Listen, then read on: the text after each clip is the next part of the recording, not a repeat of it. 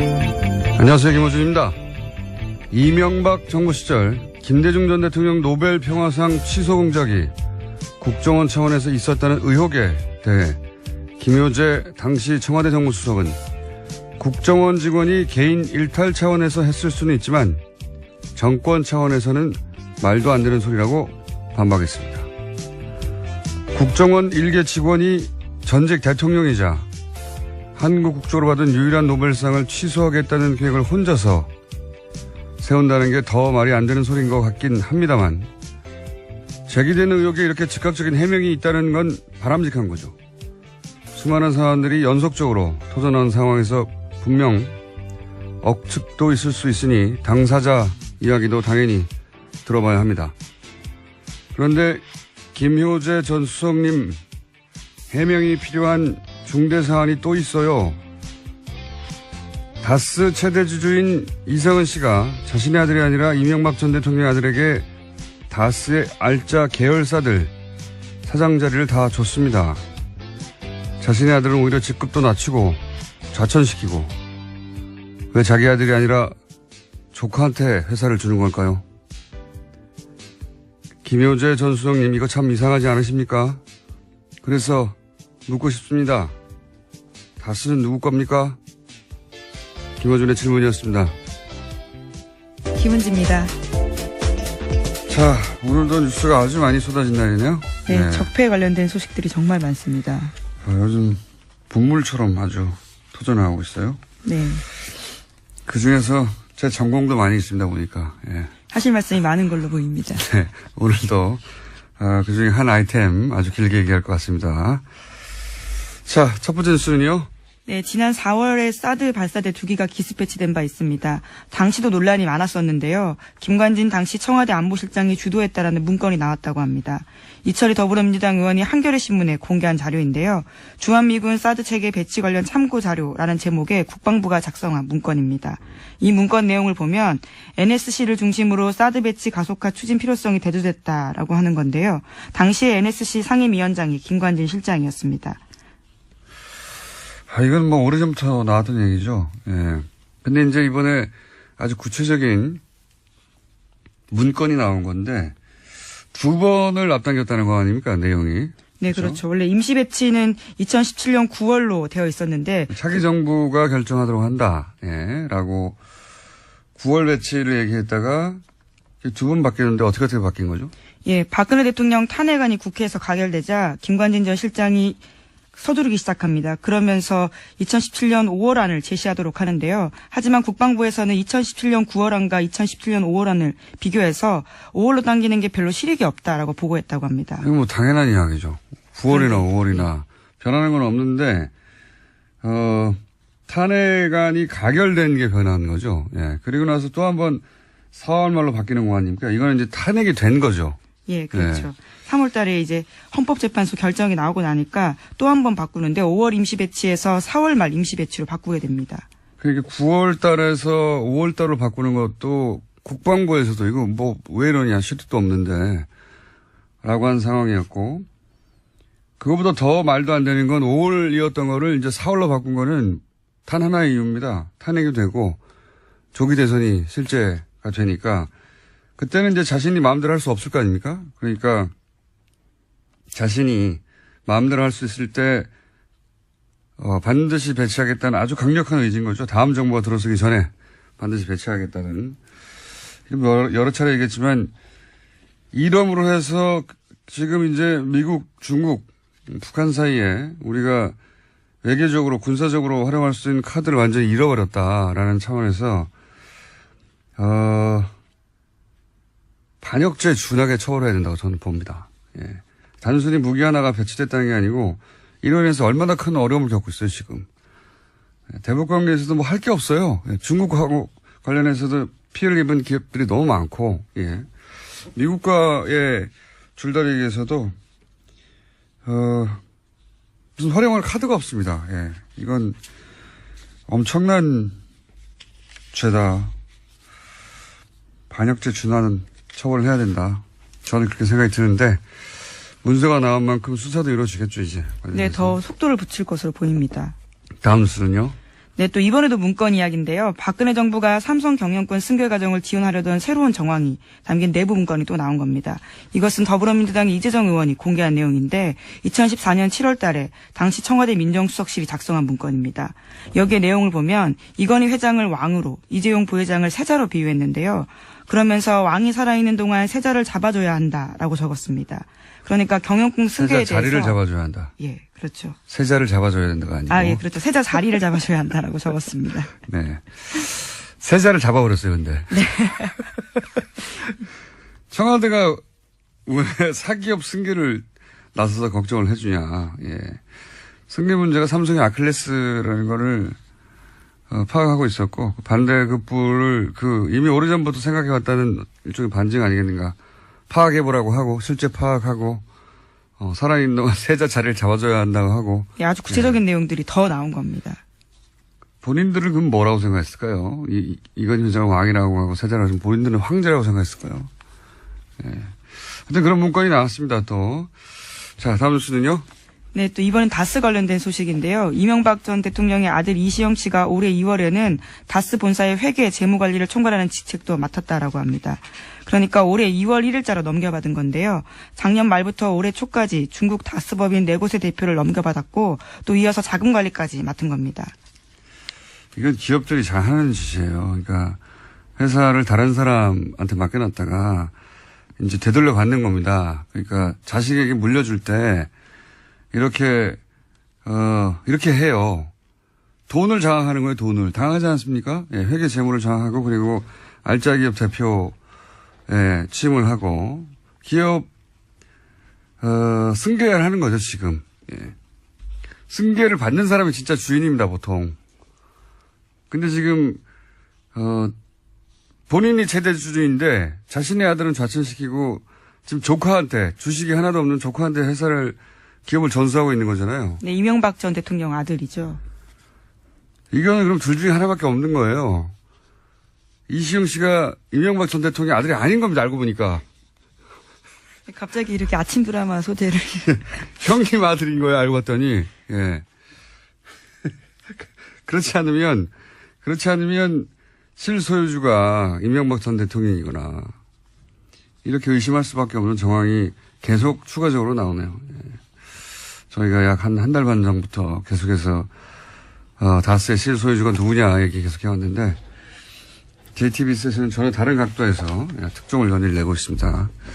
굉장히 중요한 뉴스고요. 자, 다음 뉴스는요? 네, 십자군 알바단 그러니까 시발단 관련된 소식도 있습니다.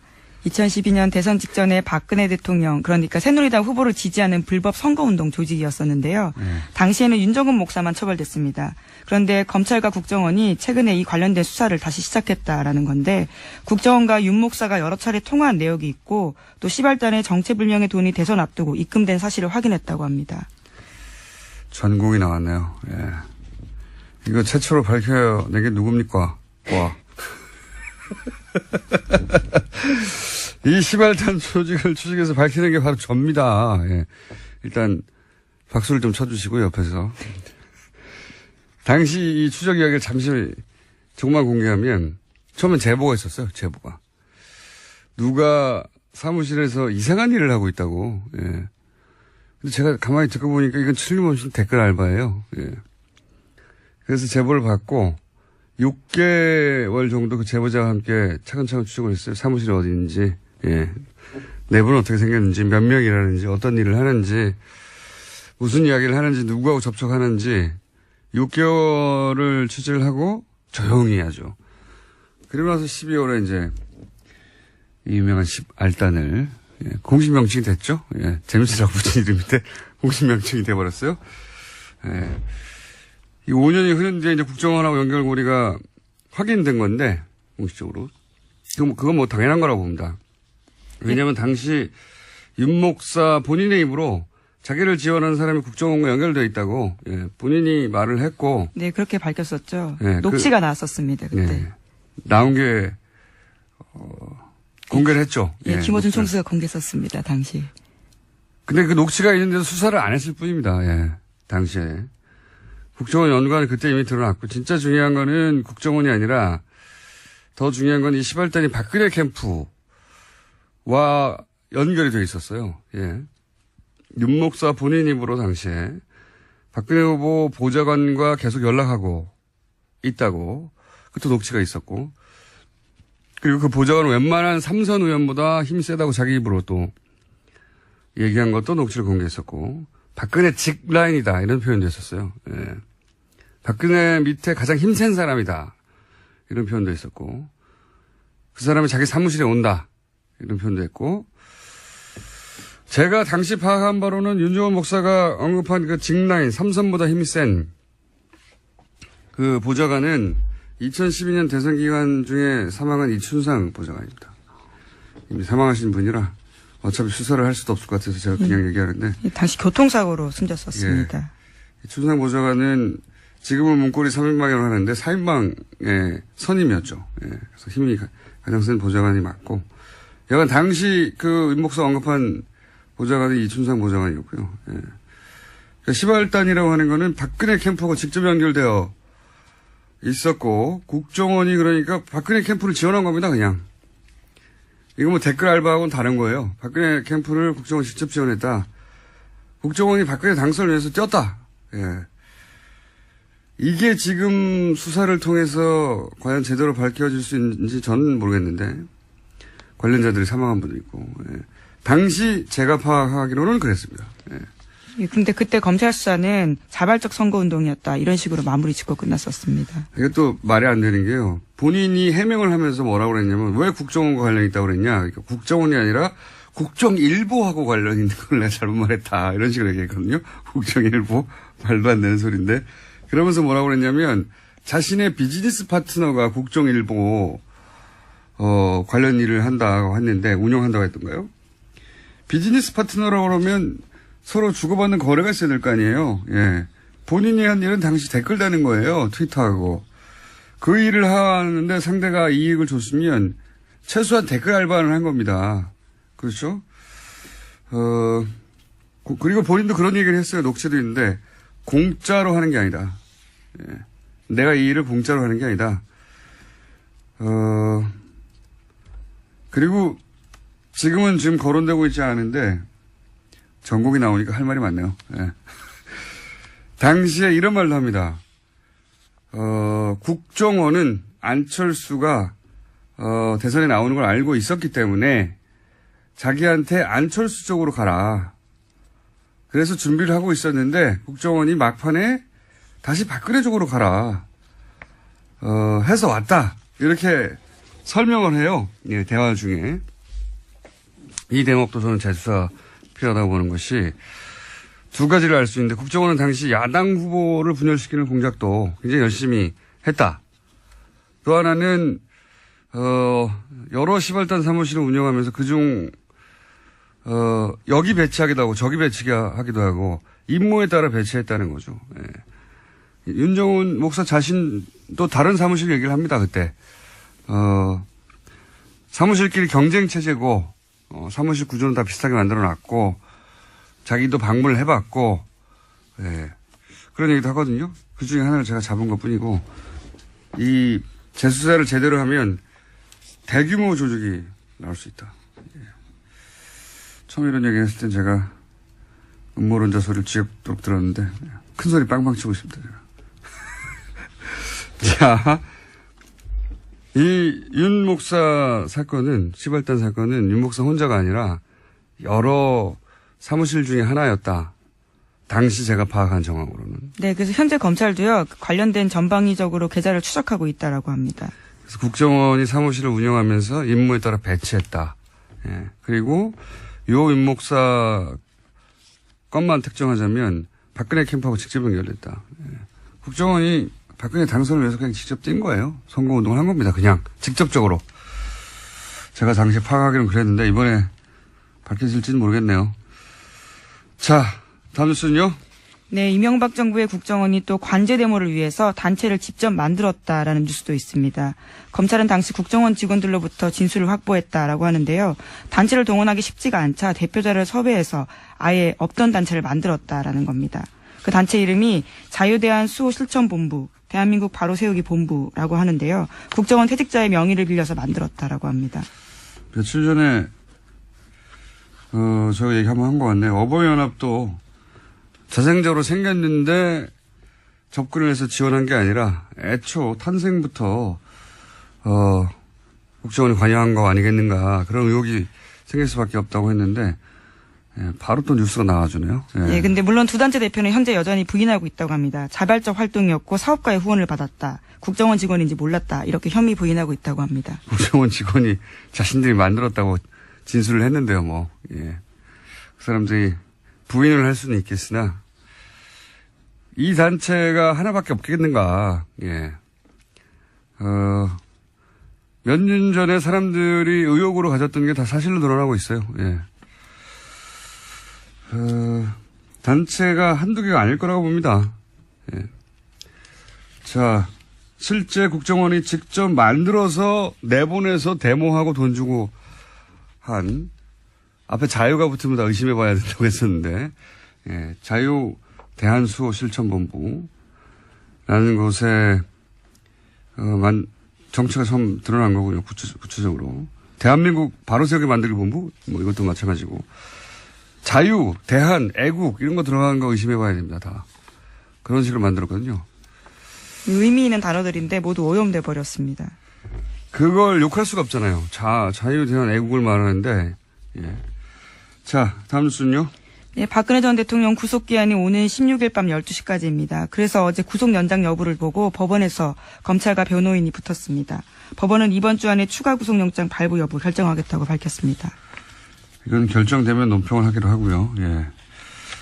저는 발부된다에 50원을 겁니다. 너무 적네. 500원을 겁니다. 예. 자, 다음 뉴스는요. 네, 관련해서 박근혜 전 대통령 동정과 관련된 짧은 소식도 있는데요. 동아일보 보도입니다. 박 전 대통령이 요새 대망이라는 일본 소설을 읽고 있고 또 1심 재판 끝난 후에는 적당한 시기에 꼭 하고 싶은 말이 있다라고 주변의 뜻을 밝혔다라고 합니다. 하고 싶은 말이요? 예. 그래서 주변에서 해석하기로는 정계복귀 등 본인의 역할과 관련된 구상을 밝히려는 거 아니겠느냐라는 말이 나오고 있다고 동아일보가 보도했습니다. 예. 친박 진영의 판타지죠. 예. 정계복귀를 어떻게 합니까? 오랜 시간 수감돼 계셔야 되는데. 자, 다음 뉴스는요. 네, 조윤선 전 청와대 정무수석 관련된 뉴스도 있습니다. 어제 박근혜 전 대통령 재판에서 나온 증언인데요. 2014년 세월호 특별법 제정을 촉구하면서 단식하던 문재인 대통령에게 자살 방조라는 비난 여론을 조성할 것을 직접 지시한 정황이 나왔다라고 합니다. 관련된 행정관의 업무 수첩 내용인데 2014년 9월 23일자에 조윤선 수석 지시, 문재인 단식 피켓팅 시위 동료, 문재인 끌어내기, 자살 방조, 과로하고 죽음의 정치 이렇게 쓰여 있다고 합니다. 재밌는 거는 이게 이제 박근혜 전 대통령 측의 유영하 변호사가 제기했다는 거예요. 예. 박근혜 전 대통령을 살리기 위해서 이제 조윤선 전 수석은 이제 보내는 거죠. 조윤선 전 수석 지시로 문재인 끌어내기, 자살 방조 뭐 등등. 요건 근데 김기춘 당시 비서실장이 당시 민정수석인 고 김영환 아마도 그 수석회의에서 했던 내용인 것 같은데 그 다이어리에 보면 똑같은 내용이 있어요. 자살방조죄를 적용해가지고. 그 얘기를 듣고, 조윤선 수석이 당시 행정관하고 회의할 때 똑같이 지시했다고 봐야 되는 거죠. 본인이 모른다고 할 수 없는 겁니다. 이제는. 네, 어제 행정관도요. 회의 때 메모한 내용은 맞다. 하지만 직접 지시를 받은 기억은 사실은 없다. 이렇게 진술했습니다. 뭐 기억은 필요 없어요. 본인이 써놨잖아요. 조윤선 수석이 지시했다고. 예. 그러니까 비서실장이 지시하고 수석은 행정관한테 지시한 고스란히 이어지는 내용입니다. 그리고 이 자살 방조죄라는 프레임은 김기춘 전 비서실장의 전매 특허 같은 거예요. 90년대 분신 정국 있을 때 그 국면을 뒤집기 위해서 자살 방조죄라는 거 들고 나옵니다. 예. 네, 강기현 유서 대필 사건이죠. 네. 그래서 이 민주화 운동을 탄압하고 하는데 써먹었죠. 니들이 자살을 방조했어 하면서. 유민 아빠 그 세월호 단식할 때 나온 거거든요. 예. 그때 여론을 뒤집으려고 또다시 끌고 난 프레임이 자살 방조죄인 것이고. 예. 이건 사실 사람으로서는 생각해낼 수 없는 프레임이에요.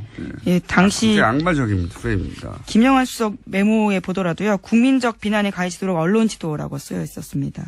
그걸 고스란히 이제 조윤선 수석이 행정관에게 본인이 듣고 지시한 내용이고요. 자살 프레임. 당시 그러니까 이제 세월호 관련해서 단식하는 것을 막아보겠다. 여론이 악화되는 걸 막겠다는 의도로 뒤집기 위해서 만들어낸 프레임입니다. 김기춘 전 비서실장이. 그걸 청와대 내에서 고스란히 행정관까지 지시가 이루어졌고 실제 그러고 나서는 자살 방조 혹은 당시 일종의 이제 폭식투쟁이라고 네, 해서 폭식투쟁이라고 예, 해가지고 일베에서 나온 사람들이 단식하고 있는데 아주 피자 먹고 뭐 일배 국정원 또 나와야 되죠 여기 이렇게 되면 이런 일을 하는데도 국정원이 동원됐다고 봐야 합니다. 예. 그리고 이런 일을 지시했던 불의인은 김기춘 비서실장이었고요. 수행자는 조윤선 수석이었던 겁니다. 그런 문건이 예상치 못하게 박근혜 전 대통령 측으로부터 제시되었다. 이게 재밌는 대목이에요. 예. 박근혜 전 대통령이 내가 지시한 거 아니야 라는 말을 하기 위해서 조윤선 수석을 보내네요. 여기까지 하겠습니다. 시사인의 김은지였습니다. 감사합니다. 그래서 오래전부터 준비해온 시리즈가 있습니다. 예. 문재인 정부 장관들을 만나다. 장관들을 만나기 너무 힘들어요. 시리즈는 오래전부터 준비했는데 김상조 공정위원장 스타트로 저희가 장관급 인터뷰를 쭉 이어가려고 계획을 세웠으나 한 번도 실행이 되지 못하다가 김상조 위원장 출연 이후 거의 한 달 반 만에 장관님을 이제 모셨습니다. 네.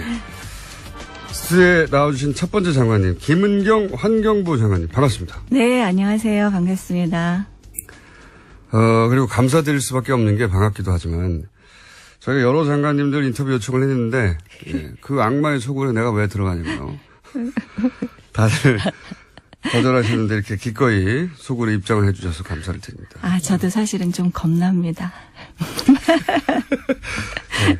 실무자들이 말렸을 것 같은데 굳이 나오셨으니 할 수 없습니다. 이제 이미 늦었고요. 예, 반갑습니다. 네. 자, 이 질문부터 드려볼게요. 문재인 정부 초대 장관, 초대 내각에 일원으로 지명됐을 때 네. 기분이 어떠셨습니까? 뭐 여러 가지 생각이 들죠. 네. 네. 역시 나는 잘났어. 네. 글쎄요. 그거보다도 이제 조금 정말 해보고 싶었던 일을 할 수 있을까 뭐 그런 생각이 들었던 것 같아요. 해보고 싶었던 일이 환경 문제는 예나 제나 굉장히 많은 것들이 있죠. 실제로는 국민들이 환경 이렇게 생각하는 영역은 행정이 하는 영역보다 훨씬 넓습니다. 그래서 뭐 에너지 문제가 생기면 이것도 환경이다. 뭐 화학물질 사고가 터지면 이것도 환경이다. 그렇죠. 식품 문제 안전성부터 다 이렇게 생각하잖아요, 국민들은. 근데 실제는 이제 그런 그 정책 영역들이 환경에 들어와 있지도 않고요. 그런 정책들이 환경의 가치를 가지고 가지도 않는 게 이제 그동안의 상황이었죠. 이제 그런 것들이 조금 환경이라는 가치로 좀 이제 좀 바뀌어야 되는 필요들이 있는데요. 저는 뭐 이제 참여정부에서부터 계속 그렇게 해왔으니까, 이번에는 좀 그렇게 할 수 있을까? 감당할 수 있을까? 이런 생각이 좀 들었죠. 그때는 참여정부 시절에는 지속가능 비서관이라는 네. 게 있었죠. 네, 지속가능 비서관이라는 게 이름도 참 실제로는. 이상합니다. 지속가능 비서관. 비서관을 오래 하고 싶다는 뜻인 것 같아요. 그렇게 보실 수 있는데요. 사실 당시에는 이제 환경비서관이 없었어요. 네. 그 시절에는 환경비서관이 없었고, 그래서 환경 쪽의 이야기들을 다른 부처들하고 이렇게 같이 조정하거나 이런 이제 기능들을 중간에서 좀 했죠. 여전히 이제 환경적인 가치들을 중요하게 보았지만, 네. 그래서 기분이 그 책임감을 느끼셨다는 얘기입니까? 아니면 뭐 걱정이 앞섰다는 얘기인가? 아니면 기쁨은 그중에 몇 퍼센트 정도 됐습니까? 그걸 어떻게 달아보나요? 뭐. 그래도 걱정- 기쁘긴 하셨죠. 그럼요. 근데 왜 경선 때는 문재인 캠프가 아니라 안희정 캠프에 계셨어요? 제가 안희정 문재인보다는 안희정이 더 대통령감이다 이렇게 생각하신 거 아닙니까? 그거는 아니고요. 저는 이제 몇 년 동안, 오랫동안, 한 5, 6년 동안 그 충청남도의 정책 자문을 하고 있었어요. 네. 그랬기 때문에 그냥 여전히 뭐랄까, 공약 환경 분야에 이런 거 만들어드리고 그랬죠. 네. 저희 지금도 뭐 안희정 지사 좋은 대통령 될 거라고 믿습니다. 앞으로는. 네. 그럼 지난 경선 때도 문재인보다 낫다고 생각하신 거 아닙니까? 뭐 그러니까 그 캠프에 계셨죠.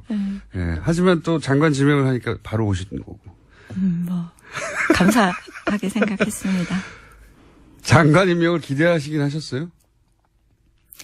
그러니까 이렇게 정책을 만들면서는 되게 이 정책을 어떻게 실현할까의 생각을 따로 하지는 않죠. 제가 가던 안 가던 간에 이 정책이 어떻게 실현됐으면 좋겠다라는 생각들은 늘 머릿속에 있으니까. 그러니까 본인한테 올 거라고 생각하셨냐고요? 그렇지는 않았죠. 제가 말씀하신 대로 제가 안희사 캠프에 있었잖아요.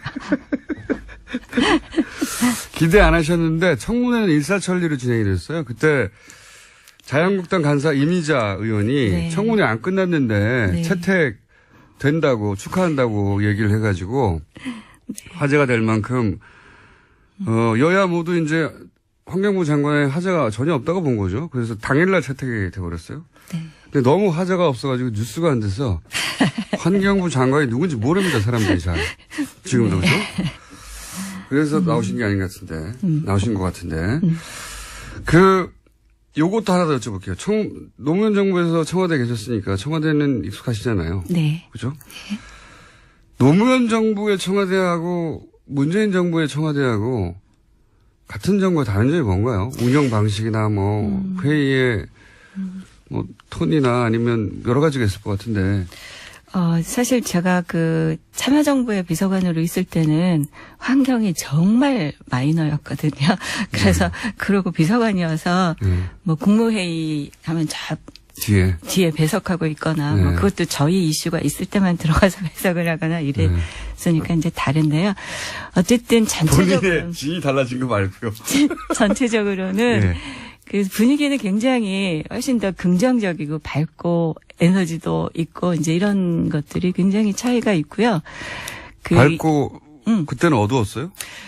참여정부는 사실 여러 가지 일을 겪었죠. 그래서 중간에 뭐 탄핵 문제도 있었고 또 이렇게 지지나 이런 면에 있어서도 굉장히 어려운 점이 많았죠. 초반부터 보수 매체에 집중적인 공격을 받았죠. 네, 집중적인 공격을 받기도 했고 저희로서 황당했던 거는 실제로 그 바깥에서 이제 그 시민사회랑 같이 논의하던 주제들을 들고 들어가도 이 보수한테 막 깨져도 밖에서 누구도 아무도 와가지고 안 도와주고 그랬다는 시기였죠.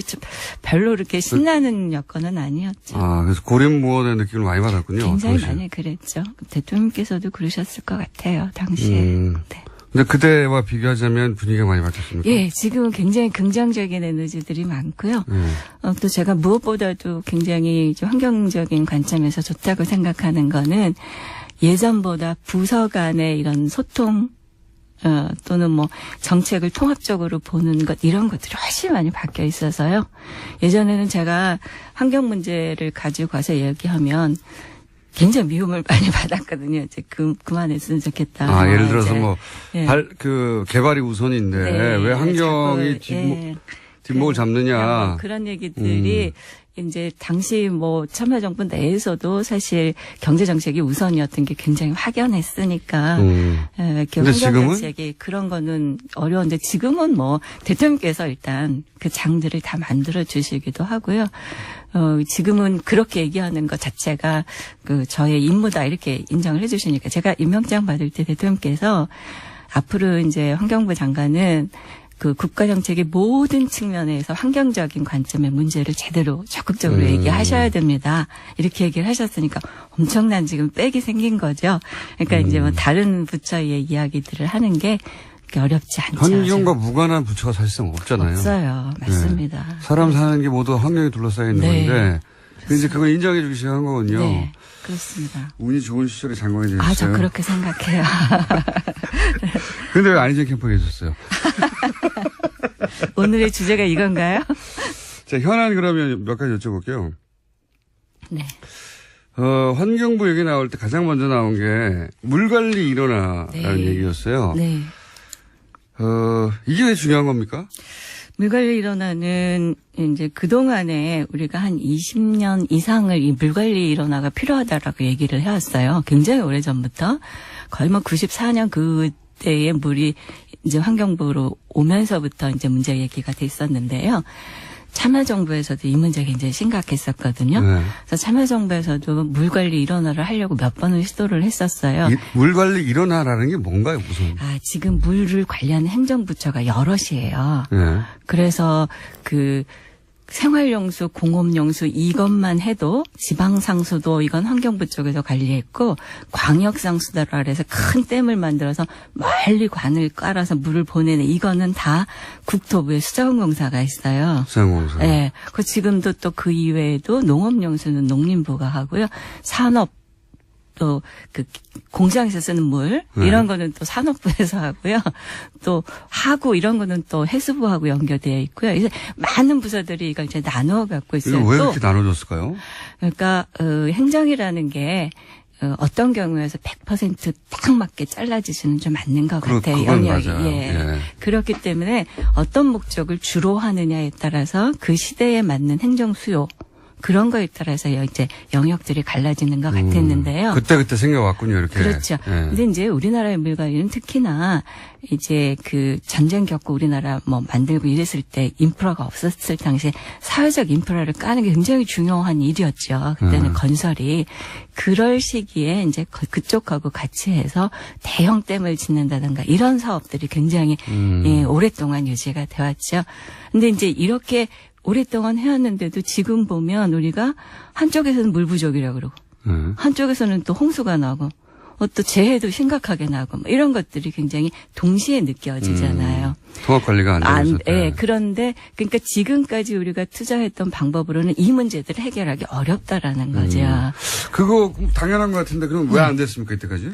그게 이제 부서별로 나누어져 있으니까 각각의 부서들은 자기들이 생각하는 영역들이 있고 또 부처라는 게 자기들이 예산을 받아서 사업을 하는 걸 누리는 쪽으로 가는 게 그렇죠. 일반적이죠. 예. 그러니까 예를 들면 어떤 이제 지금 뭐 물 부족이 가장 심각하다고 하는 충청남도 서쪽 지역에 제가 안지사를 도왔기 때문에 이걸 잘 알고 있습니다만 그쪽 지역에 지금 물 부족하다라고 하는 쪽을 대표적으로 예를 들어보면요. 예전에는 거기도 다 지방상수도들이 있었어요. 근데 거기다가 이제 큰 댐을 짓는 거죠. 보령댐 이렇게 지어놓고 지방상수도를 다 없앴어요. 이상하죠? 네. 이것도 국가가 투자한 거고, 이것도 국가가 투자한 거잖아요. 근데 이거는 국토부에서 투자한 거고, 이거는 이제 지자체하고 환경부가 지원해 이런 사업들이었죠. 근데 이걸 다 중복 없앴어요. 투자도 생기고. 중복 투자가 심각한 거죠. 그래서 이게 뭐 4조가 중복 투자됐다, 뭐 이렇게 감사원한테 지적하고 이러는 일들이거든요. 근데 이렇게 됐는데 그 결과가 어떠냐면 지방상수도로 했던 걸 다 없애고 광역상수도 하나에다 의존하면서 지금 물 부족 문제가 이 지역에 굉장히 심각해지는 거예요. 왜냐하면 비는 모든 곳에 내리잖아요. 예. 근데 이거를 댐 하나에 받는 것보다는 어디서나 다 받는 게 좋은 거잖아요. 상식적으로 그렇죠. 예. 근데 지금 우리는 물을 큰 댐에 가두는 거 말고는 빨리 빼서 내보내는 게 치수예요. 물을 지역에서 이렇게 잘 관리를 못해요. 그러면서 댐을 막아놓으니까 또 하천은 물이 마르면서 이게 생태계도 안 좋고 물 수질도 안 좋고 총체적으로 문제가 있는 거죠. 그래서 그게 물 관리를 일원화하는 거군요. 네. 물 관리를 일원화하는 거는 당연히 해야 될 것 같은데 왜 안 되고 있는 겁니까 그러면? 네, 그런데 이제 기존에 부처가 뭐 모든 부처가 기본적으로 이기적이죠. 특별히 특정 부처만 그런 게 아니라 그건 저는 자연스럽다고 생각하는데 하지만 이제 청와대 단위에서 국가 단위에서 이렇게 하면 될 수 있을 것 같은데 왜 안 되고 있는 거죠? 그러니까 그게 정보가 안 되는 게 아니라요. 지금은 대통령께서 일단 뭐 참여정부에서부터 물관리 일원화 하려고 했다는 걸 다 알고 계시니까 되자마자 일원화 하자 이렇게 하셨잖아요. 네. 그러니까 정부에서는 일원화 하기 위한 정부조직 개편안을 국회에다 냈죠. 국회에서 이제 이거를 통과를 안 시켜주는 야당 거죠. 탓이다. 제가 그렇게. 네. 아하. 자유한국당이 반대하는 거죠. 자유한국당은 또 왜 반대합니까? 이유가 뭘까? 부처 이유는 이해가 갔어요. 네. 자유한국당은 왜 반대하는 걸까요? 전체적으로 보면 자유한국당이 반대한다 이런 것보다도 어떤 분들이 반대를 하냐면요. 네. 예전부터 그런 그 커다란 시설을 하셨던 분들, 토목. 예, 그런 시설들을 하시는 곳에 종사하셨던 분들은 아직도 그게 더 중요하다 이렇게 생각하시는 분들이 많더라고요. 그분들은 자유한국당에 많이 있기 때문에. 그런 분들도 계시고요. 그래 좀 혹은 그냥 문재인 정부가 하는 건 다 싫으니까 반대하는 분들도 없진 않을 겁니다. 그건 제가 여쭤보질 않아서요. 그러면 이게 4대강 문제를 해결하는 하나의 방편이 되기도 합니까? 뭘 일어나가? 물관리 일원화를 해주면 저희가 훨씬 더 4대강을 잘 의연하게 풀 수 있겠죠. 지금 4대강 문제도 이렇게 보를 다 막았는데 수질이 지금 막 문제가 생기는 거잖아요. 녹조나. 이제. 근데 그 문제를 그러면 보라는 걸 빼고 수질만 관리할 수 있느냐. 그렇게는 안 되잖아요. 그 수자원공사와 환경부와 또 다 그렇게 연결되어 있는 서로 거죠. 예. 그러니까 한 부처에서 할 수가 없다 이런 게. 거죠. 예, 그러니까 이거를 통합해 주면 저희가 보를 이제 조절을 해가면서 방법을 찾아가면서 어떻게 할 건가 크게 이제 논의할 수 있겠죠. 이 녹조 문제를 쉽게 해결하지 못하는 것도 이렇게 복잡하게 얽혀 있는 부처 간의 관계 때문이기도 한 거군요. 네, 그런 면도 있습니다. 지금 잘 해결이 안 되고 있죠. 그렇죠. 그러니까 물을 흐르지 못하게 한다는 것 자체가 네. 사실은 그 녹조를 해결할 수 없는 구조이기는 하죠. 이런 얘기도 있었거든요. 뉴스공장에서 관련 인터뷰를 저희가 했었는데 4대강 사업을 승인하고 또는 진행하는데 분명히 협조하고 그 과정에서 혜택을 입고 했던 공무원들도 있다. 세력들도 있고 그분들도 상당수 여전히 그 자리에 계시고 그러다 보니까 그 뉴스공장 4대강 전문가 인터뷰에서는 보이지 않는 방해가 있을 수 있다. 앞으로 틀림없이 봐라. 내가 한 일이 맞지 않았냐. 자기 보정하지 않기 위해서라도. 혹시 실무하시면서 그런 저항을 느끼신 적은 없어요? 이게 진행이 잘 안 되는 거구나. 그렇지는 않습니다. 그래요? 그렇지는 않고요. 지금 이제 4대강 사업을. 환경부 내에는 그런 분이 별로 없겠죠. 네, 환경부에서 물론 이제 아까 말씀하신 것처럼 환경부에서도 4대강 사업을 도우셨던 분들이 계시죠. 당시에 정말 그 당시에 장차관님들이나 이런 분들은 확실히 도우셨던 분들인데 예. 10년 지난 지금 그분들은 위에 있던 분들은 다 나가셨고요. 네. 지금 이제 밑에서 어쩔 수 없이 같이 했던 분들이나 그분들도 자괴감을 많이 느끼셨던 4대강에 분들이고. 있어서는 환경부가 찬밥 아니었나요? 당시 제가 안 있었으니까 그런데 사실 저항하기 쉽지 않았겠죠. 이건 어떻습니까? 네. 현안이니까 한 가지만 더 여쭤볼게요. 재미없는 대목이긴 하지만, 미세 문제. 네, 미세먼지. 예, 미세 문제가 아니죠. 미세먼지 문제. 네. 많이 얘기되잖아요. 네. 그거 제가 한 달 전인가, 그 정도 됐나? 종합관리대책. 네, 26일 날 발표했어요. 얼마 안 됐네요. 네. 그거 발표됐다는 뉴스를 봤거든요. 네, 그래서 네. 제가 보면서 무슨 생각했냐면, 이거 어떻게 종합관리한다는 건가? 예. 그냥 뭔가 발표해야 되니까 발표한 거 아니겠어? 이렇게 하고 지나갔는데 네. 실제로 종합관리가 됩니까 이게? 종합관리 해야죠. 된다고 하고 안 된다고 안 하고 이럴 수 있는 상황이 지금 아니죠. 많은 사람들이 미세먼지 때문에 건강에 네. 이제 위해를 입기도 하고 조기 사망률도 굉장히 높고 이제 이런 거잖아요. 그러니까 모든 지금 지구상의 국가들이 이제 그런 환경 문제가 굉장히 긴급한 사안이 된 거죠. 그래서 우리도 어쩔 수 없이 해야 되는데요. 어떻게 저감합니까? 저감하는 거는 굉장히 자동차도 덜 타셔야 되고요. 공장도 공장을 돌릴 때에도 네. 그 방지 시설 같은 걸 굉장히 많이 해야 되고요. 필요하면 방향을 줄이는 것. 예를 들면 석탄 발전소 같은 거는 석탄발전소. 네, 엄청나게 미세먼지의 중요한 원인들이 원흉입니까? 되죠. 많이 하죠. 이제 석탄 발전소뿐만 아니라 산업들이 이제 그런 것들이 많죠. 예, 그런 것들을 줄이거나 방향을 바꾸거나 좀 좋은 에너지로 쓰거나 또는 그 방지 시설들을 훨씬 더 강화하거나 이런 노력들이 다 들어가야죠. 그러면 안 되진 않죠. 그렇게 해서 몇 퍼센트나 줄인다는 계획이 나온 겁니까? 그러니까 22년 그 대통령 임기까지 저희가 30% 줄이는 걸 목표로 하고 있어요. 30%? 네. 김은경 환경부 장관과 인터뷰 중입니다. 저희가 장관님, 제가 오늘 굉장히 부드럽다는 거 아십니까? 다음 그렇습니다. 장관님을 모시기 위해서 제가 아, 일찍 나오기 잘한 건가요? 평상시보다 훨씬 부드럽게 하고 있습니다. 네. 평상시라면 안희정 캠프 왜 갔냐고 한 10분 동안 얘기했을 거거든요. 괴롭히고. 예. 10분이 아니라 1분만 괴롭히고 넘어갔습니다. 또 한 가지 여쭤볼게요. 네. 사드 환경영향평가 이거 환경부가 하는 거죠. 사드가 환경부하고 상관은 없을 거라고 생각했는데 가만 생각해보니까 사드의 환경영향평가를 환경부에서 합니다. 네. 제가 궁금한 거는 이 문제를 과연 환경부가 네. 막강한 그 실세 부처도 아닌 환경부가 원래 환경부는 막강한 실세 부처였던 적이 별로 없어요. 네, 없어요. 지금도. 오로지 환경만의 기준으로 평가할 수 있을까? 이 국제적 사안이 되어버린 정말로 그럴 수 있을까요? 이게 미국, 중국, 막 북한 다 관련돼 있고 아, 그렇게 생각하시니까. 정치적 고려 없이 오로지 환경의 문제 관점으로만 평가할 것이냐? 예. 아, 그러니까 그게 예. 뭐가 다르냐면은요. 국민들이 많이 그러세요. 그러니까 사드를 설치해야 되느냐 안 되느냐까지를 환경부가 판단해야 된다? 그건 못해요. 그건 아니죠. 네. 그럼 사드를 설치하는데 환경에 어떤 영향이 그렇죠. 있느냐? 그건 제가 해요. 그렇죠. 할 수가 있어요, 저희가. 그거를 아무런 정치적 고려 없이 환경만 생각하고 할 수 있느냐 이거죠. 예, 그렇게 했습니다. 그렇게 하고 있어요? 네. 지금 우리가 이제 너무 간단하게 말씀하시죠. 아, 예, 정말이에요. 소규모 영향 평가. 그러니까 그게 많은 분들이 그게 굉장히 그 다른 기대를 가져요.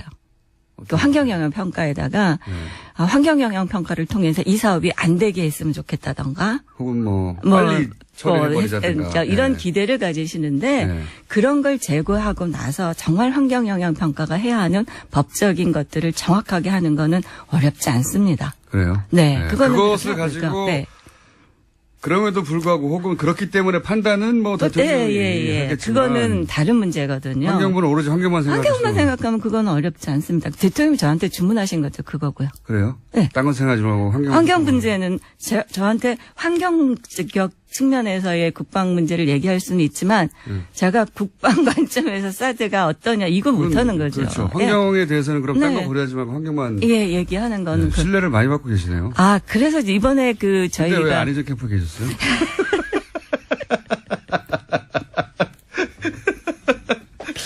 아, 이런 식이시군요. 네. 환경만 고려하겠다. 네. 그게 그래서 계획대로 하면 언제 끝나는 거죠? 아, 지금 저희가 이제 국민들도 많이 이제 오해를 하시는데요. 환경영향 평가 자체를 환경부가 하는 건 아니고요. 그거는 사업자가 해요. 그러니까 아하. 국방부가 환경영향 평가를 만들어 가지고 저희한테 보내는 거예요. 저희가 그러면 이 사람들이 환경의 모든 영향들을 다 고려했는지 어떤 걸 잘못했는지 이런 거를 숙제 평가를 검사. 하는 거예요. 숙제 예. 검사하는 거구나. 그래서 부족한 부분에 대해서는 이거는 보완하세요. 이거는 다시 하세요. 이렇게 얘기하는 거거든요. 아하. 그렇게 해서 협의를 해주거나 만약에 문제가 있어서 안 되겠다고 하면 동의하지 않습니다. 부동의 이렇게 내보내는 거예요. 아하. 그래서 숙제 검사, 지금은 숙제 검사. 저기 국방부 열심히 하고 있을 거라고 생각해요. 실제 평가는 정해진 기준에 따라서 실행하는 사업소가 곳이 있고 하고, 사업소가 있고 전문 기관이겠죠. 네네. 예. 거기에 대해서 이게 왜 빠졌어라든가 네. 이건 기준에 미치지 못하네라든가 네. 그런 숙제 검사를 해서 점수를 매기고 통과 아니다 이거를 네. 환경부 하는군요. 네. 협의, 부동의. 그렇군요. 아유, 시간이 벌써 다 됐네. 야, 그렇게. 이렇게 빨리 시간이 지나갔습니다. 문자가 자꾸 오네요. 제가 게스트고 장관님이 진행자의 목소리라고. 네. 저도 그렇게 생각합니다. 국감이잖아요. 네. 내일인가요? 내일부터네요. 40초밖에 안 남았는데 국감 준비는 잘 되셨어요? 예, 잘 하고 있습니다. 국감에 어떻게 할지 잘 모르겠어요. 국무회의 하면 마지막 질문인데 누가 제일 말이 많습니까? 청와대에서. 이낙연 총리인가요? 공정위원장이신 것 같아요.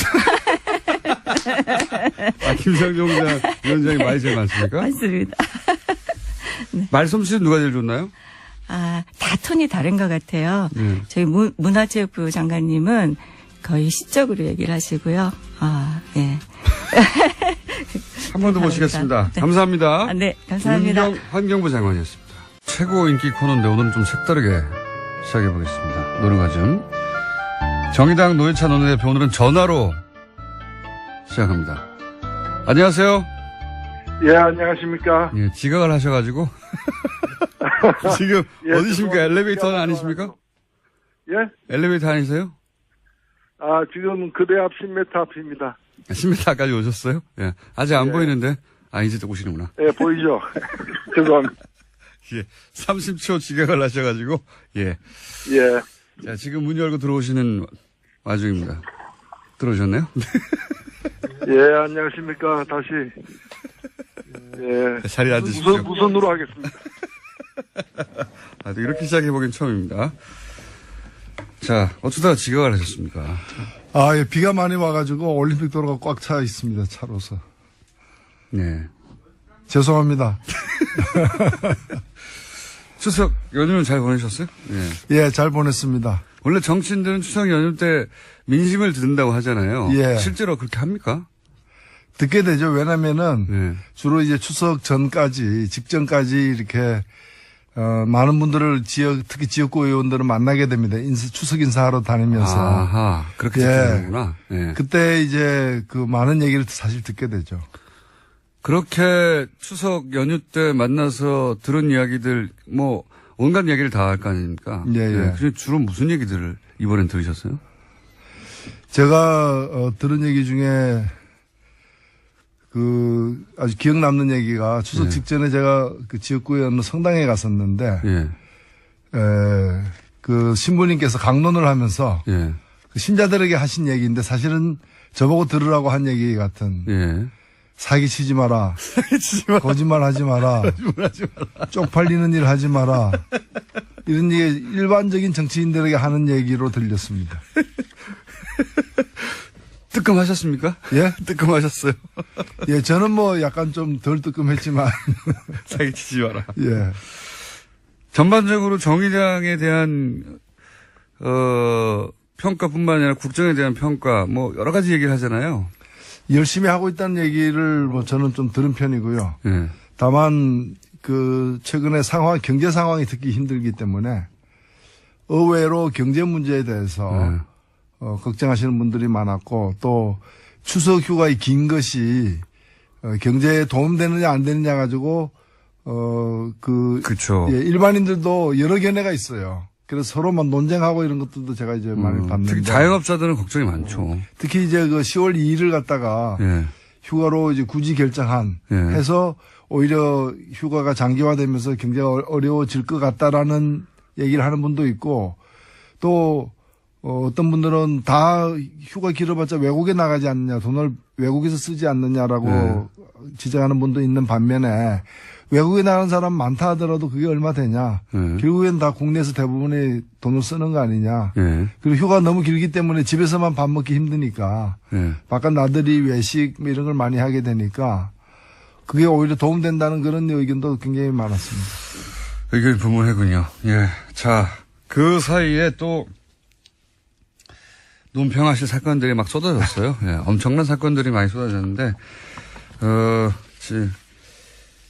다른 주에 비해서 더 많습니다. 예. 그 중에서 큰 왕건이만 얘기해도, 예를 들어서, 국정원이 보수단체를 동원해서 김대중 전 대통령 노벨상 수상 취소 청원을 기획한 정황이 있다. 예.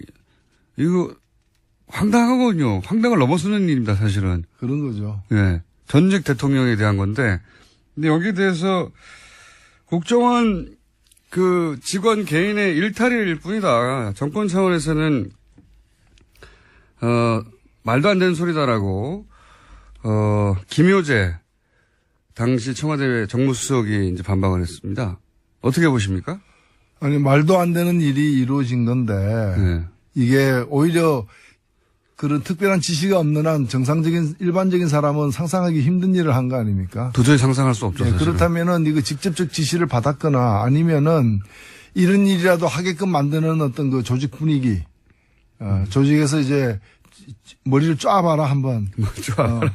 짜내봐라. 예. 했을 때는 나옴직한 거죠. 그렇죠. 전직 대통령인데요. 뭐 국정원 일개 개인이 기획했다는 건 저는 말이 안 되는 것 같아요. 그리고 이것이 그 취소 청원한다 그래서 취소가 가능하지 않다는 것도 제대로 따지지 않고서 한 거 아닙니까? 취소는 불가능하니까 이제 그런 분위기를 만들려고 했죠. 분위기를 만들어서 예. 이제 흠집을 내려고 했겠죠. 예. 그게 인간으로서의 도리가 아니라고 저는 생각합니다. 이건 정말 상상하기 힘든 일인데, 근데 뭐 국정원이 최근에 했다고 밝혀지는 사안들을 보면 하나같이 상상하기 힘든 일들이에요, 다. 예. 그러면서 어제 나온 이야기인데 혹시 이 시발단이라고 들어보셨습니까? 예, 예. 네. 일단 박수를 짧게 한번 3번 정도 쳐주십시오. 요건 어떻게 보십니까? 시발단이라는 게 단순히 댓글 알바가 아니라 그 박근혜 캠프와 연계가 되어 있는, 그러니까 국정원이 시발단을 지원했다면 사실은 국정원이 그냥 박근혜 캠프를 직접 지원한 거나 마찬가지거든요. 그렇죠. 네.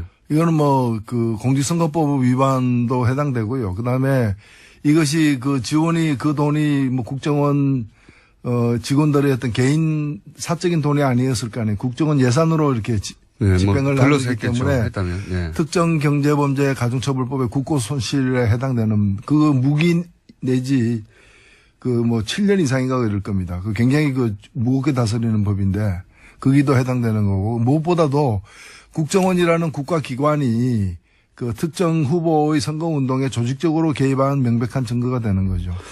그런 게 처음으로 밝혀질래나 말래나 하는 상황이에요. 예. 밝혀지면 어마어마한 일인데요, 이게. 예. 그런 일을 벌써 5년 전에 파악해낸 제가 얼마나 훌륭한지요. 그때는 안 믿었지만, 사람들이. 그리고 또 이것도 그렇지만 일이 많아요. 너무 많아서 뭐부터 여쭤볼지 모르겠는데.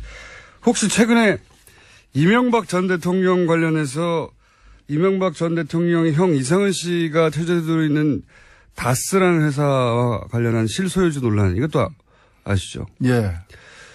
이명박 전 대통령이 본인 이건 우리 공장장님의 전공 분야죠. 예, 전공 분야를 제가 여쭤보고 있습니다. 그래서 전혀 상관이 없다라고 하는데, 알아보니 최근에 JTBC의 단독 보도에 따르면 연속으로 최대 주주는 형인데 회사를 지금 물려받는 것처럼 보이는 것은 이명박 전 대통령의 아들이에요. 이 현상은 어떻게 보십니까? 그러니까 이게 지금 사실은 이 출발점이 도곡동 땅부터 시작해서 그렇죠. 예. 그다음에 다스에서 BBK에 이르기까지 예. 이제 모든 과정에서 보면은 그 실소유주가 누구냐가 계속 나오죠. 계속 나오는데 여러 정황이 예. 실소유주가 지금 명목상 소유주와 다르게 예. 이명박 전 대통령 이럴 가능성이 매우 많아 보이는 거죠. 예. 저는 그런 정황 증거가 예. 한 다스가 넘다고 봅니다. 한 다스가 넘는. 예. 원래 말 가지고 하는 개그는 별로 재미가 없는데 이건 재미네요. 이건 거의 수학 용어죠. 한 다스. 예, 계량과 관련되는 거니까 영어로는 다즌. 예. 한 다스가 넘는다. 이거 밝혀지면 점점 이게 뭐랄까 좁혀지는 상황입니다. 사실. 네, 그렇습니다. 네. 저는 밝혀질 가능성도 꽤 있다고 봅니다. 밝혀지면 어떻게 될 거라고 보십니까? 끝나는 거죠, 뭐. 이게 단순히 도곡동 땅의 주인이었어. 아이고, 차명으로 부동산을 보유했었네. 이거에서 끝나는 사안이 아니잖아요. 그렇죠. 예. 국민과 국가를 갖다가 기망한 일이고, 뭐, 법적으로도 문제되고, 정치적, 도의적으로 뭐, 끝나는 거죠. 그러니까요. 법적으로도 정치적으로도 책임질 게 너무 많습니다. 네. 김경준 씨에 적용받았던 모든 혐의가 이제는 본인에게, 되돌아올 상황이 되는 건데, 이게 소위 이제 140억 건도 아시죠? 예, 140억을 돌려받았다. 네. 예. 옵셔널 벤처스의 소액 투자자들이 돌려받을 돈을 엉뚱하게 다스가 돌려받았다. 그 140억을 돌려받고자 하는 욕심만 없어서도 다시 이렇게 불거지지는 않았을 것 같아요. 예. 네, 그랬을 수 있죠. 끝을 알 수 없는 욕망. 네. 기대하고 계십니까, 혹시? 예. 그게 그쪽의 전공인 것 같아요. 그쪽에 전국이 나왔 그런 식으로 해서 돈을 갖다가 이게 치부하는 것이. 굉장히 복잡하게 하지만 들여다보면 실소유주는 항상 따로 있는 것 같은 일들이 계속 연속으로 이어지죠. 자, 여기까지 제 전공에서 잠깐 언급했고요. 박근혜 전 대통령, 예. 지금 구속 연장 되느냐 마느냐. 예. 어떻게 될 거라고 보십니까? 저는 지켜봐야 알겠지만, 구속될 가능성이 높다고 봅니다. 왜냐하면은 구속 연장 사유가 명백하고요. 예. 원래 이제 구속 기간이 원래는 2개월입니다. 예. 1차가. 예. 2번 연장해서 6개월까지 할 수 있는데, 예. 6개월 이상 구속시키려면은 예. 새로운 또 이 증거에 새로운 기소 내용이 예. 있어야 되는데 지금 추가 기소를 했어요. 예, 예. 추가 기소한 것은 주로 이제 롯데하고 SK 뇌물 네. 수수와 관련된 부분인데 거의 수사가 안 됐으니까 지금. 예, 수사가 안 됐으니까. 그래서 이 부분은 당연히 기소 항목을 받아들여질 걸로 특히 이제 롯데 경우에 SK는 몰라도 예. 롯데는 받아들여질 걸로 보여지고요. 그다음에 이 공범인 다른 분들 예. 최순실, 안종범, 김종 이런 사람들이 다 추가 기소로 해가지고 구속 연장이 됐어요. 예, 예. 연장이 됐는데 죄질로 보더라도 그리고 범죄 정황의 위치로 보더라도 더 무거운 혐의를 받고 있는 박 전 대통령 경우에 이 구속영장이 재발부되지 않을 수 없다고 봅니다. 저도 그렇게 생각하는데. 그리고 이제 증거인멸이나 증거인멸 등의 우려가 사실은 있고요. 예. 입을 맞출 수도 있는 것이고요. 예, 그 다음에 재판에 안 나올 가능성이 굉장히 높아요. 제가 볼 때는 안 나온다고 봐야 됩니다. 지금 만일에 예. 이 영장이 기각이 돼가지고 10월 17일 날 6개월 만기로 출소를 하게 되면은 입원을 하든지 아니면 집에서 버티든지 해가지고 지금 갇혀 있는데도 보면은 안 나왔죠. 자기 재판에도 안 나온 적이 있고요. 예. 아프다는 이유로. 그 다음에 증인으로 가야 될 이재용 재판 등에 다 안 나갔거든요. 예. 그러니까 안 나온다고 봐야죠. 그럴 가능성이 대단히 가스통 높죠. 쌓아놓고 밖에서 또 이렇게 못 나오게 할 수도 있는 거고요. 그리고 이제 친박 지지자들이 그 앞에서 막고서 못 가게도 할 것이고요. 네. 집행도 막을 것이고 정상적으로 재판이 진행 안 된다고 봐야죠. 그렇죠. 예, 실제로 그렇게 되면 그럴 가능성이 대단히 높다. 그런 와중에 박근혜 전 대통령이 수감 중에도 특별한 대우를 받았다고 예 기자회견 한번 하셨는데요. 예, 제가 놀란 거는 교도소장의 예, 면담이 그동안 열흘에 한 번꼴로 있었어요. 열흘에 한 번. 그래서 제가 알아봤어요. 법무부를 통해 가지고 왜 면담했느냐니까 생활을 지도하기 위해서. 생활을 지도하기 위해서.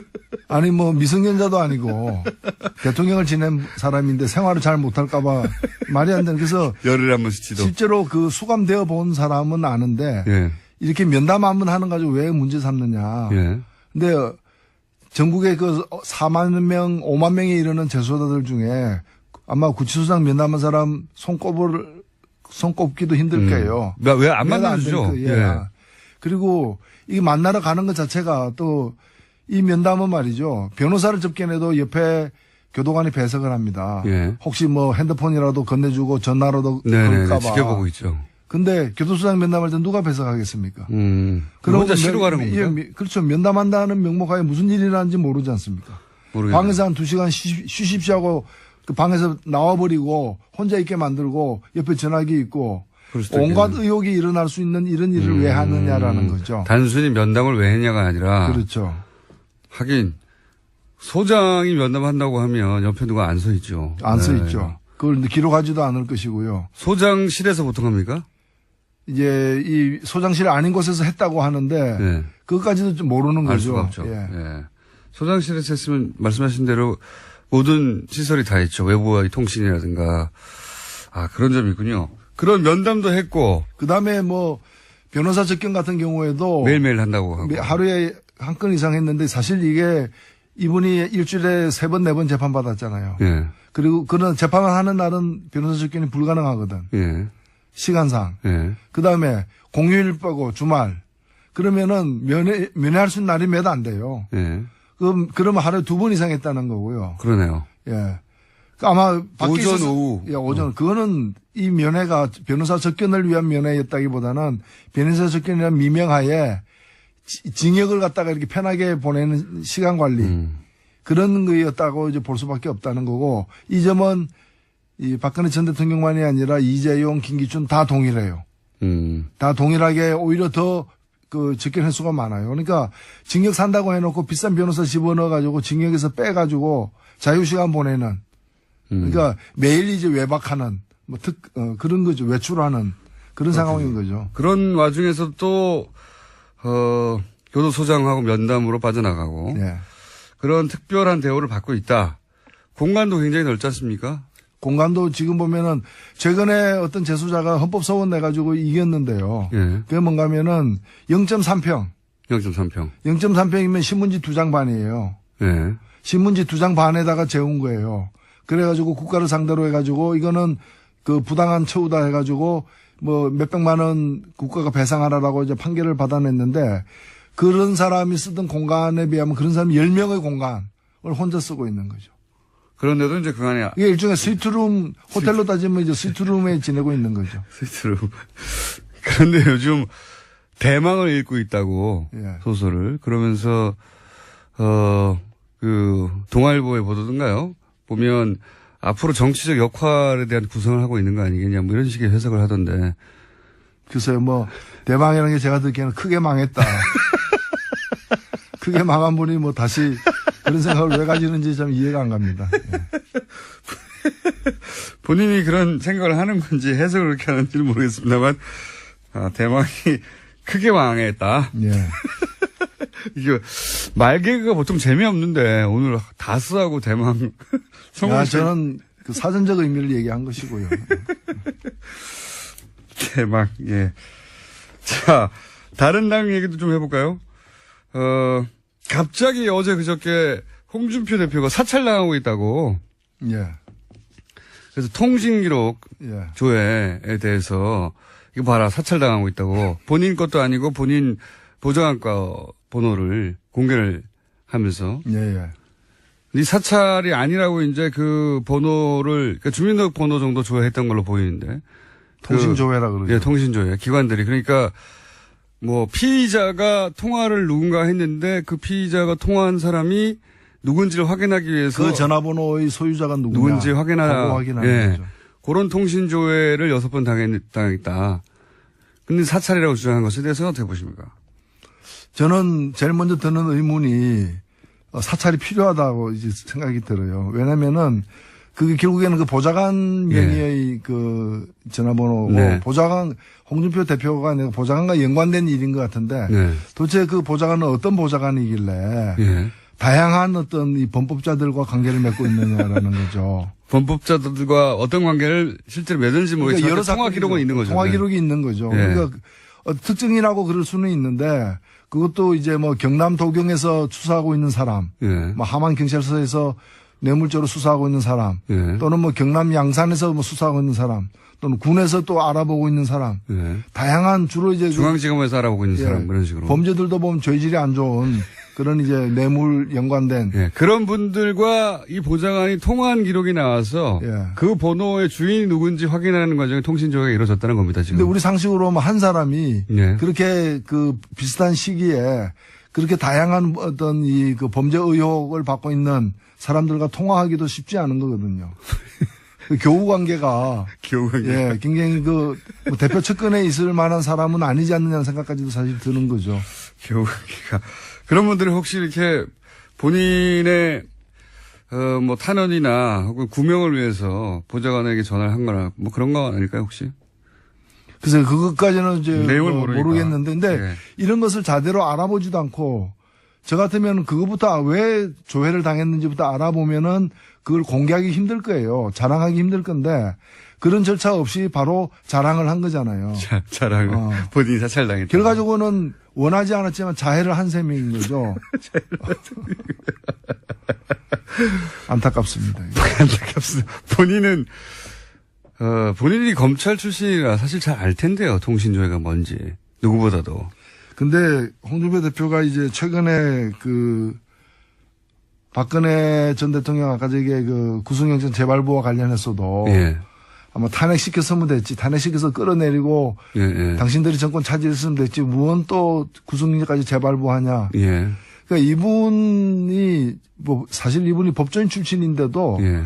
법에 대한 그 개념이 잘 안 서 있는 것 같아요.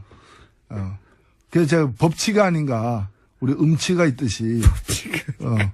음에 대해서 이제 절대 음감이 이제 제대로 안 서 있는 잘못된 분들. 자, 그래서 법을 갖다가 함부로 이렇게 너무 여기는 게 아닌가 이렇게 보이죠. 아마도 이제 지금 국정원 소위 프레임, 국정원 전국이 사실상 최근 뭐 한두 달 계속 진행되다 보니까 이명박 박근혜 시절에 국정원들이 얼마나 정치 사찰을 많이 했는가, 정치 공작을 많이 했는가 이런 뉴스가 끊임없이 나오다 보니까 문재인 정부도 마찬가지다. 당신들도 사찰하지 않느냐 이 얘기를 하고 싶었던 것 같아요. 근데 내놓을 게 없다 보니까 보좌관 통신조에 이걸 내놓다가 지금 자충수죠 사실은 일종의. 그렇죠. 좀 제대로 면밀하게 보고해야 되는데 평지에 풍파만 일으킨 꼴이 된 거죠. 평지에 풍파. 유승민, 김무성 의원 또 다른 당 얘기를 해보자면 추석 직후에 회동을 가졌는데 입장차만 확인했다. 몇 주 전부터 계속 얘기하셨지만 이 당은 약간 쪼개질 것 같은 분위기가 지금 냄새가 계속 난다 하셨잖아요. 네. 네. 그게 머지않아 바로 될지도 모른다 이런 말씀하셨는데. 빠르면 그 전당대회 직전일 것이고 아니면은 뭐 지방선거 전. 여하튼 어떻게 쪼개질지는 뭐 가봐야 알겠습니다만은 온전한 형태가 지속적으로 유지되는 네. 그런 상황은 참 어렵다. 어렵지 않겠나 이래 보이죠. 나가는 거를 결심한 것 같죠, 그죠? 이쪽 소위 이제 통합하라고 하는 쪽들은. 근데 뭐 유승민 대표도 뭐 어저께 그 인터뷰 보도된 걸 보면은 통합을 안 하겠다는 게 아니고. 예, 그렇죠. 지금 당장은 명분이 없지 않느냐. 그렇죠. 예. 그래서 어찌 보면은 크게는 큰 그림으로는 좀 장기적으로 보면은 뭐 예. 사실상 다 통합될 것이라고. 통합될 것이라고 봐야 예. 되는 거 아니냐. 먼저 누가 가고 뭐 예를 들어서 어제 유승민 전 대표가 무슨 소리냐. 예. 이렇게 어렵게 나온 만큼 반드시 살아남아서 어떻게 하겠다. 이게 아니고 말이 좀 바뀌었어요. 그죠? 예.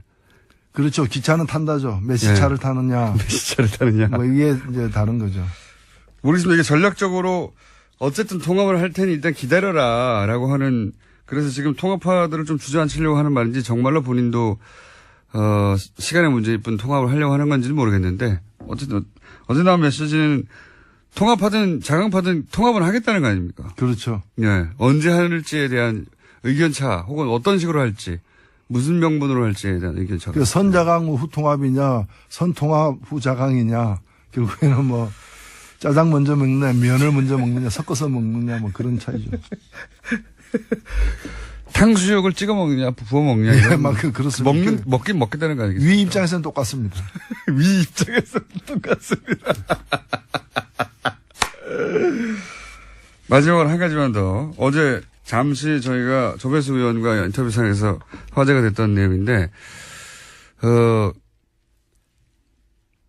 FTA, 갑자기 생각이 안 나가지고. FTA 재협상에 대해서 국민의당에서는 이제 사과하라, 대통령에게. 근데 재협상이 없다고 하지 않았냐. 근데 왜 이렇게 재협상이 지금 미국 쪽에서 하자고 하니까, 재협상이 없다고 했었는데 재협상을 미국 쪽에서 요구하니까 문재인 대통령이 사과하라고 요구하고 있어요. 예. 조배수 의원과 어제 인터뷰 중에서 재협상이 없다고 한 게 아니라 재협상을 합의한 적이 없다라고 합의를 안 했는데 저쪽에서 일방적으로 요구하는 걸 왜 우리 대통령이 사과해야 되냐. 트럼프 대통령이 사과를 요구하면 요구했지 뭐 이런 얘기를 어제 하다가 인터뷰가 끝이 났는데 혹시 요 FTA 관련해서는 또 예, 뭐 대통령 사과 문제는 본질을 저는 벗어난 거라고 보고 왜 관심이 거기에만 머물러 있는지 오히려 걱정이 되고요. 왜냐면은 이 FTA 재협상 요구를 어떻게 받아들여야 되고 우리는 어떻게 대응해야 되느냐가 초미의 관심사입니다. 책임 있는 정당이라면 이 문제에 대한 답을 밝혀야죠.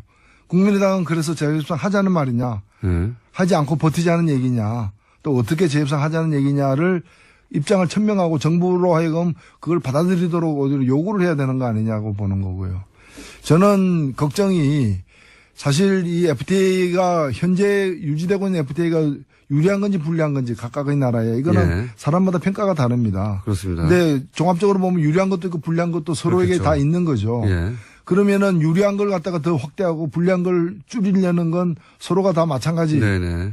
그 추구하는 바라고 뭐 우리도 그렇게 해야 되는데 그렇게 하려면은 저쪽에서는 세게 나왔잖아요. 네. 미치광이 전술이라 그래가지고 네. 잘못하면 깰 수도 있다. 대놓고. 네. 그러면 우리는 그래 우리도 깨라. 깰 수 있다. 네. 깨라 한번 깨봐. 이렇게 나가야 되는 거 아니냐. 네. 그러니까 먼저 우리 쪽 대표가 혹시 저는 이제 김현정 대표가 혹시 종합적으로 우리가 더 많이 얻고 있다. 라고 판단하고 네. 그래서 깨서는 안 내주긴 뭔가 내줘야 된다라고 생각하고 그래서 좀 적게 내주는 것이 훌륭한 협상 전술이다라고 판단한다면 그 판단은 오판이다. 그렇게 해서 상대가 될 사람들이 아니다라는 거죠. 저기서 미치광이로 나오면 우리는 더 미치광이로 나가야 된다. 네, 더 하긴 힘들 거고 우리도 그 트럼프한테 배울 게 있다는 거죠. 그런 점에서는 우리도 세게 나가야죠. 아 그거 우리 안 그래도 깨려고 했었어. 뭐 이런 식으로 아직 안 깨졌나 뭐 이러면서 아직 안 깨졌나. 그렇게 나가야 저쪽도 좀 정상적으로 이렇게 나오지 않겠나. 알겠습니다. 꽃 머리에 꽂고 막 나와요. 그렇죠.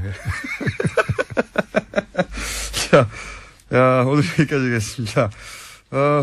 이 시간만 되면 저는 즐거워요. 자, 지금까지 정의당의 노회찬 원내대표였습니다. 감사합니다. 네, 감사합니다. AS. 오늘은 김은경 환경부 장관 문자가 많이 왔습니다. 환경부 장관 검색 1위. 방송하는 중 검색 1위를 했군요. 목소리가 아나운서처럼 좋다. 조근조근해서 듣기 좋다. 비 오는 날 듣기 좋은 톤이다. 진행자를 바꿔라. 예, 그런 문자 많이 왔습니다. 그리고 이제 다음 장관 누구누구 모셔달라는 문자도 많이 왔네요. 강경화 장관 얘기도 나오고. 다른 부처의 장관님들 저희가 보셨죠? 김은건 장관님을 저희가 얼마나 나긋나긋하게 저희가 해드리는지. 자, 그리고 그 외에 타임머신 문자 또 항상 원정우 씨 나오면 예. 오고요. 쓸데없이. 그만 보내세요. 그 노회찬 대표에 대한 문자도 항상 많습니다. 네. 지각해서 용서해드립니다. 현장감 최고입니다. 실제 발생한 사건이거든요. 예. 그렇게 문자들이 많이 왔고요. 예. 양 변호사에 대한 폭로도 있네요. 내가 없을 때, 공장장 없을 때 얼마나 뒷담화를 했는지. 예. 공장장 강아지 신상도 터셨다. 무슨 얘기입니까? 예. 여기 강아지 이름이 라디시옹인데 그 얘기를 했나요? 예. 부르르 계산서란 얘기 한번 한 것 같은데. 돈이 많이 들어서 제가 이름을 그렇게 정했어요. 이름은 계산서 그러면서. 라디시옹. 프랑스에서 라디시옹, 개 이름을 라디시옹을 하면 다들 웃고, 다른 나라에서는 다들 예쁘다고 합니다. 자, 여기까지 하겠습니다. 원종우 씨 나오셨습니다. 안녕하십니까. 네, 안녕하세요. 네. 정통과학 팟캐스트, 의 창시자, 국내라고 알려지길 원하고 있어요. 정통과학은, 별로 이 시간에 다룬 적 별로 없는 것 같은데, 어쨌든 정통과학 팟캐스트의 선두주자, 창시자 1위, 과학 팟캐스트가 많이 있어요? 몇 개 없고요. 예. 저희 앞에도 있긴 했는데 좀 많이 안 들으셨어요, 사람들이. 예. 몇 개 없고 그중에서 1위 하고 있습니다. 그렇습니다. 오늘은 뭡니까? 오늘은 저희가 페이스북으로 제보를 하나 받았어요. 제보? 네. 근데 무슨 얘기냐면 중학교 선생님인데 요즘 다중지능 지문 적성 검사란 걸 하고 다닌다고 합니다. 다중지능 네. 지문 적성 검사 어렵네요. 네, 어렵고 뭔지는 모르겠는데 네. 이분이 저한테 말씀하신 것에 따르면 엄지와 검지를 기계에 갖다 대면 네. 이 지문의 형태를 읽어서 아이에게 학생에게 지능과 적성과 이런 것들을 다 이제 알려준다는 거예요. 네. 그리고 최근에는 뭐 교육청에 있는 이제 학생 진로 페스티벌에 부스도 설치하고 네. 몇백 명한테 검사해준다고 그러고 이제 뭐 예산도 돈도 요구를 하고 이게 뭡니까? 검사의 내용이. 그래서 저희가 이제 한번 추적을 해봤습니다. 예. 일단 뭐 지문으로 한다니까 좀 이상한 생각이 들잖아요. 지문으로 지문 손가락에 있는 지문으로 지능하고 적성을 검사한다는 거예요? 한마디로? 그것도 굉장히 구체적으로 검사를 하는데요. 네. 좌뇌, 우뇌, 대뇌 발달 비율, 지문으로? 네, 지문으로. 그 주성향 및 잠재 성향. 그리고 하워드 가드너의 8대 다중지능 5월 순위. 이 8대 다중지능이란 건 우리가 왜 뭐 공간지능, 수리지능, 뭐 언어지능 이런 거 있잖아요. 그러니까 이거는 8대 이제 다중지능이란 건 이제 있는 이론이죠. 네, 근데 이걸 어쨌든 지문으로 한다는 게 문제인 거고요. 그다음에 뭐 학습 예민도, 학습 스타일, 타고난 성격 및 지능에 맞는 직업군, 그리고 성장 길잡이. 이거를 지금 학교에서 실제 검사를 하고 있다고요? 일부 학교에서 특목고에서 이런 걸 했다는 이제 이 자랑이 여기 홈페이지에 나와 있습니다. 업체. 특목고에서. 네, 그리고 이런 페스티벌 같은 데 가서 무료로 또 계속 공격적인 마케팅을 하고 있는 거죠. 가능지능 지문 적성 검사라고 하는 검사 툴로 영업을 하는 업체가 있고. 그렇습니다. 그 업체가 특정 학교에는 영업에 성공하여 이런 검사를 하였다. 그렇게 주장하고 있죠. 라는 제보가 와서. 네. 그럼 이게 뭔가 한번 알아보기 시작했다고요? 그렇죠. 네. 이 중학교 선생님 저한테 제보하신 분에 따르면 이제 여기서는 반대를 해가지고 안 하셨다고 해요. 네. 어쨌든 여기는 이제 이 점포들이 있어요. 네. 점포들에 가보면 어떻게 되냐면요. 간판과 명함에 사주, 장명, 그리고 다중지능 지문 적성 검사라고 붙어 있습니다. 그러니까 점집입니다. 기본적으로. 그 업체의 간판에요? 예, 간판의 명함에도 제가 직접 사주와 봤고. 이걸 같이 하는 겁니다. 네, 사주, 장명, 그리고 뭐 재물, 진로, 취업, 결혼, 이사, 미래 이런 말두고 함께 다중지능 지문 적성 검사가 붙어 있어요. 같이 할 수 있는데. 그러니까 이미 아니, 진짜 사주와 장명, 뭐, 결혼이요? 예, 뭐 재물, 재물. 흔히 점에서 얘기하는 그 모든 이사 예. 이런 게 다 적혀 있고. 이거는 한 카테고리에 들어가는데. 그렇습니다. 여기에, 이게 과학적인 검사를 한다고 나온 거잖아요. 그런 거죠. 예. 근데 막상 가보면 이제 가게는 이렇게 돼 있고. 가게는. 네, 그러니까 철학관이라는 느낌은 지울 수가 없죠. 검사를 하는. 이 점포들이 있어요. 점포. 네. 네. 그게 붙어 있다는 거죠. 그렇습니다. 제 지인이 직접 가서 이 실험을 해봤거든요. 어쨌든 이 다중지능 이론과 이 지문 적성 검사 일단 굉장히 두 개는 완전히 다른 겁니다. 이 이름을 붙여놓으니까 굉장히 하나같이 보이지만 예. 다중지능 이론은 아까 좀 전에 얘기드렸지만 이 하워드 가드너라는 학자가 예. 인간의 지능이 그냥 IQ 하나로 있는 것이 아니고 예, 예. 뭐 수학자라는 사람, 뭐 공간 뭐 이렇게 그렇죠. 나눠진다. 수학은 못해도 운전을 잘할 수 있는 거고요. 그렇죠. 그런 사람 얼마든지 있고. IQ 하나로 이제 말할 수 없는 것이다. 그렇죠. 예. 여러 가지로 나눌 수 있다. 이게 이제 이 사람의 이론인데요. 여기에는 지문 얘기는 전혀 안 나오고요. 그럼 이제 지문과 이게 관련이 있다고 붙여버린 거고. 있는 것처럼 붙여버린 거죠. 네. 그래서 제 지인이 직접 이제 무료 체험을 받으러 갔었어요. 네. 갔는데 이제 약식 검사라고 해서 무료이기 때문에 엄지와 검지만으로 검사를 합니다. 정식 검사는 10개를 다 한대요. 아하. 또 와중에 또 문제에 답을 쓰는 검사지도 있어서 이거는 그냥 전형적인 검사 문항이 있습니다. 네. 그래서 과연 지문으로 하는 것인지도 약간 의문이 적성 검사할 때 묻게 되는 질문 문항들이 또 따로 옆에 있고요. 실제에 가까운 게 있고. 네. 근데 지문은 딱 검사. 지문 또 하고 근데 두 개를 섞어서 이제 결과를 낸다. 그런 것 같아요. 그런 네. 거네요. 근데 아까 말씀드렸지만 분석 항목이 굉장히 다양하고 네. 지금 어떤 식으로 벌어지고 있냐면은 지역 일자리 박람회 부스를 열고요. 네. 그리고 지자체에서 하는 축제 부스를 열고 이렇게 해서 이제 무료 체험을 시키면서 마케팅을 하고 있어요. 그러니까 그 소위 이제 학부모들이 이런 걸 굉장히 알고 싶어 하죠. 그렇죠. 자녀들의 학습 스타일이라든가 네. 어떤 직업을 가져야 될까. 근데 그런 거를 적성 검사를 통해서 묻는 네. 학부모들도 있지만 사주나 점집에 가서 묻는 부모들도 많아요. 우리 아이가 무슨 일을 했으면 좋을까요? 그렇습니다. 여기서 접점이 만들어서 새로운 블루오션을 지금 생각해낸 거 아닐까요? 그런 게 아닌가 생각이 되는 거죠. 저도 그럴 이게 것 같은데. 살짝 과학의 외피를 씌워서 이렇게 네. 하고 있는데 본인들이 주장하는 과학적 근거가 뭡니까? 본인들이 연구 주장하는 논문이라든가 예, 뭐. 과학적 근거들이 있는데요. 제가 이 홈페이지라든가 이런 데 가서 봤는데 일단 이 해럴드 커밍스라는 분이 만든 지문 분석학, 그러니까 피문학이라고 해요, 이런 걸. 예. 그러니까 피부에 있는 모양을 가지고 예. 뭘 확인한다 이런 건데, 이 해럴드 커밍스라는 분은 그렇다고 해서 이걸로 성격을 알 수 있다고 말한 게 아니고, 예. 적성 지능을 알 수 있다고 말한 게 아니고, 단지 옛날 사람인데요. 지문이 각기 다르고, 그렇기 때문에 이걸 가지고 이제 유니크한 지문의 형태로 뭐 사람을 나눌 수 있다. 한마디로 우리 지금 알고 있는 그 지문을 통해서 뭐 범인을 추적한다거나, 네. 이런 것에 기초를 확립한 분이지, 지능 적성하고 전혀 관련이 없는 사람이고요.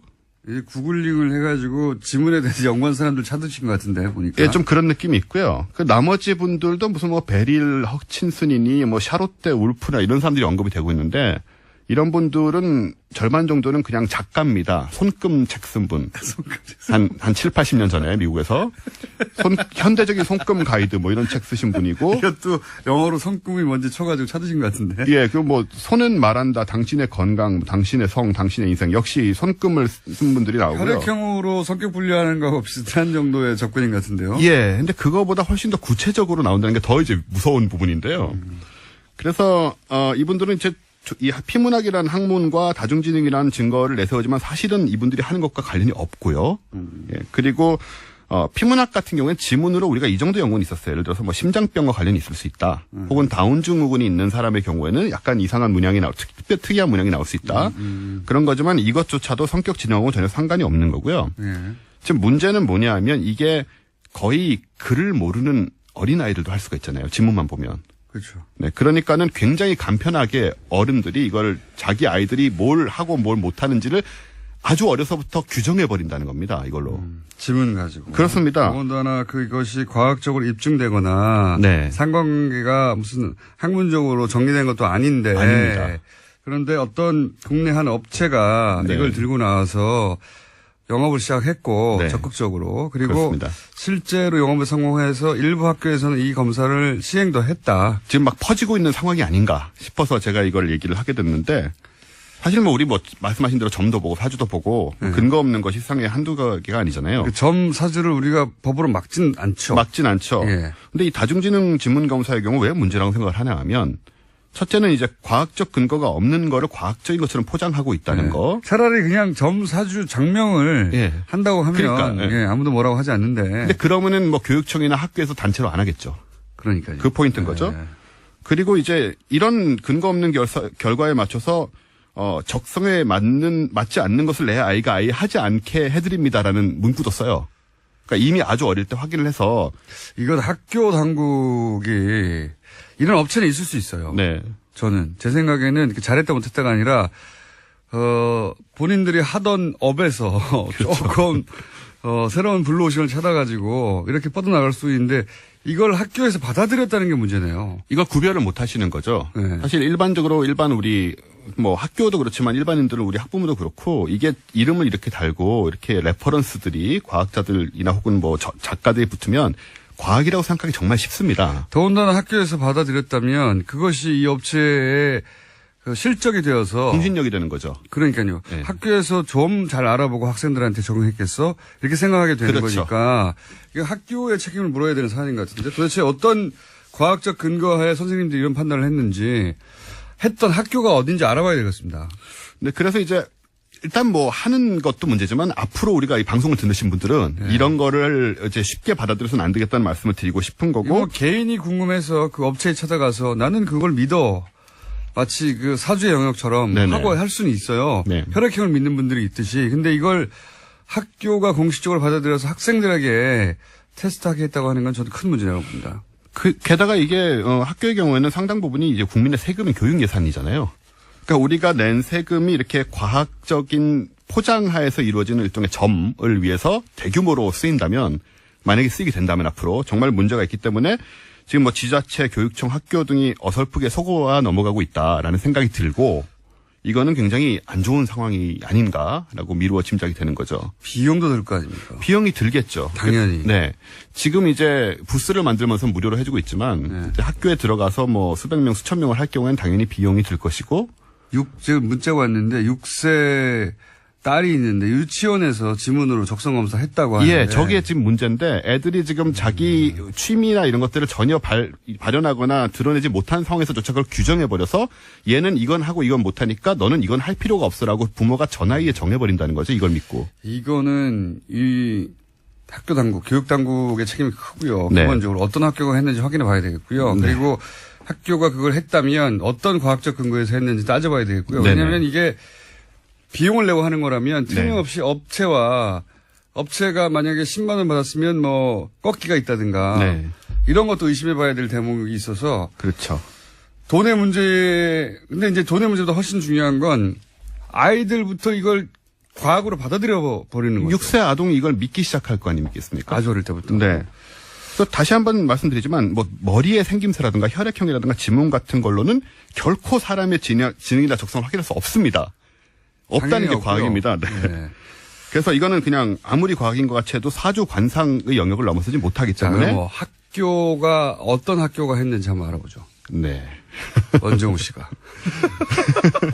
그래서 밝혀지면 학교 당국에 저희가 연락 한번 해봐야 되겠습니다. 알겠습니다. 여기까지 하겠습니다. 원정우 씨였습니다. 예, 감사합니다. 네, 뵙겠습니다. 안녕. 고 국정원이 그러니까 박근혜 캠프를 지원한 겁니다, 그냥. 이거 뭐 댓글 알바하고는 다른 거예요. 박근혜 캠프를 국정원이 직접 지원했다. 국정원이 박근혜 당선을 위해서 뛰었다. 예. 이게 지금 수사를 통해서 과연 제대로 밝혀질 수 있는지 저는 모르겠는데 관련자들이 사망한 분도 있고 예. 당시 제가 파악하기로는 그랬습니다. 예. 예, 근데 그때 검찰 수사는 자발적 선거운동이었다 이런 식으로 마무리 짓고 끝났었습니다. 이것도 말이 안 되는 게요. 본인이 해명을 하면서 뭐라고 그랬냐면 왜 국정원과 관련이 있다고 그랬냐. 그러니까 국정원이 아니라 국정일보하고 관련 있는 걸 내가 잘못 말했다. 이런 식으로 얘기했거든요. 국정일보. 말도 안 되는 소리인데. 그러면서 뭐라고 그랬냐면 자신의 비즈니스 파트너가 국정일보 관련 일을 한다고 했는데 운영한다고 했던가요? 비즈니스 파트너라고 그러면 서로 주고받는 거래가 있어야 될 거 아니에요. 예. 본인이 한 일은 당시 댓글 다는 거예요. 트위터하고. 그 일을 하는데 상대가 이익을 줬으면 최소한 댓글 알바는 한 겁니다. 그렇죠?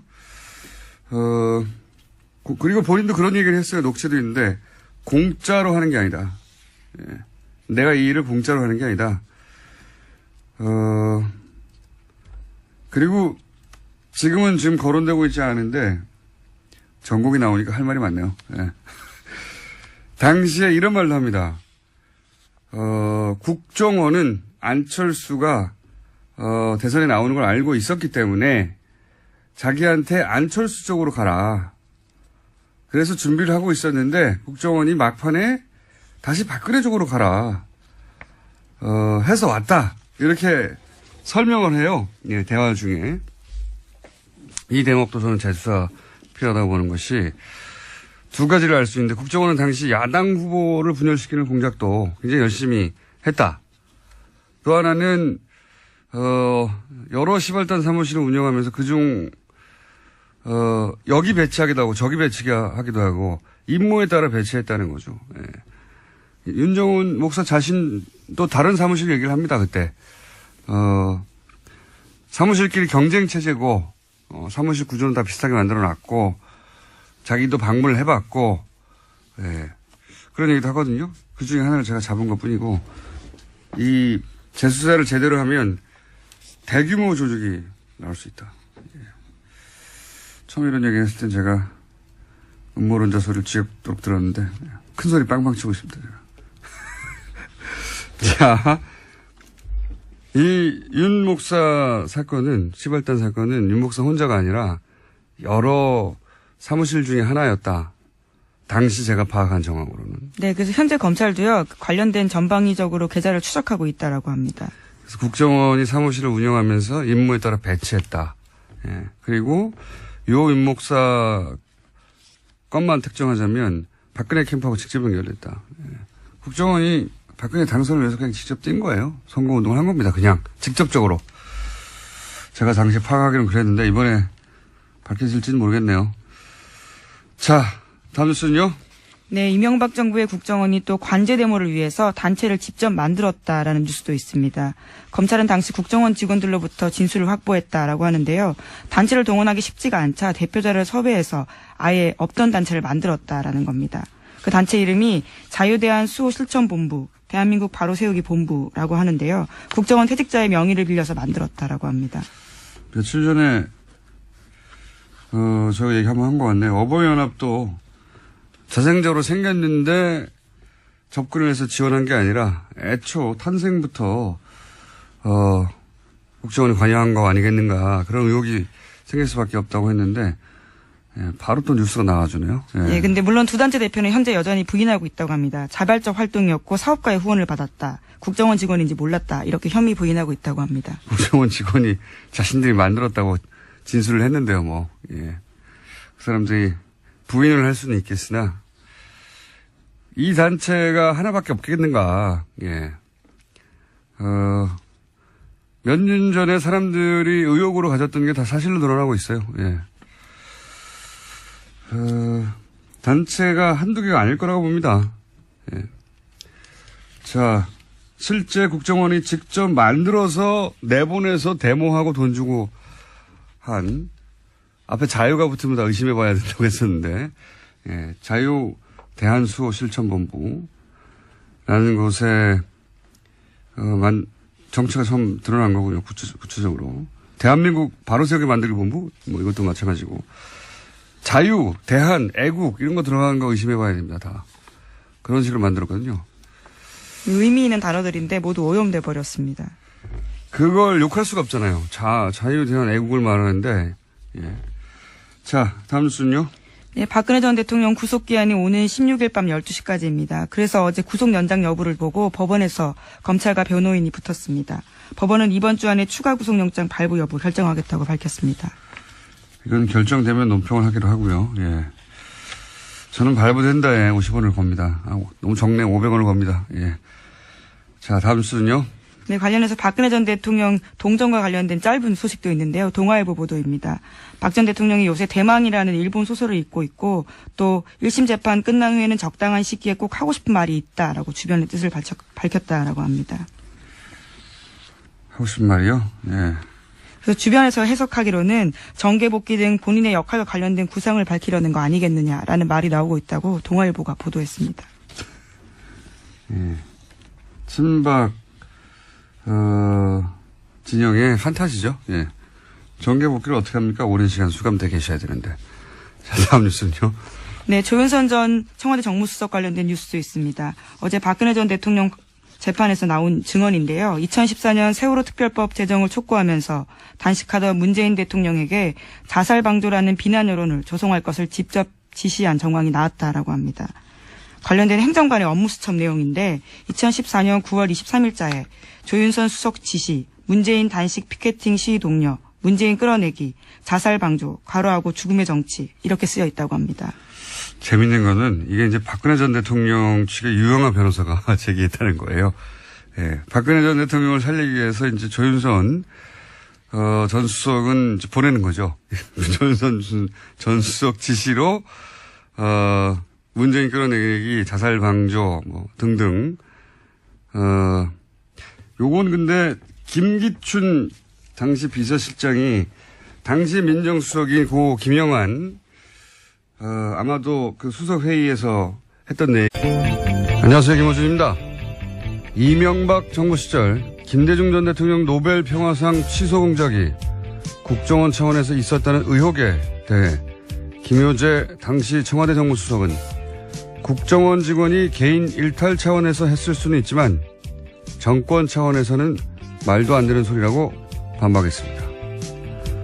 국정원 일개 직원이 전직 대통령이자 한국 국적으로 받은 유일한 노벨상을 취소하겠다는 계획을 혼자서 세운다는 게 더 말이 안 되는 소리인 것 같긴 합니다만 제기되는 의혹에 이렇게 즉각적인 해명이 있다는 건 바람직한 거죠. 수많은 사람들이 연속적으로 터져나온 상황에서 분명 억측도 있을 수 있으니 당사자 이야기도 당연히 들어봐야 합니다. 그런데 김효재 전 수석님 해명이 필요한 중대 사안이 또 있어요.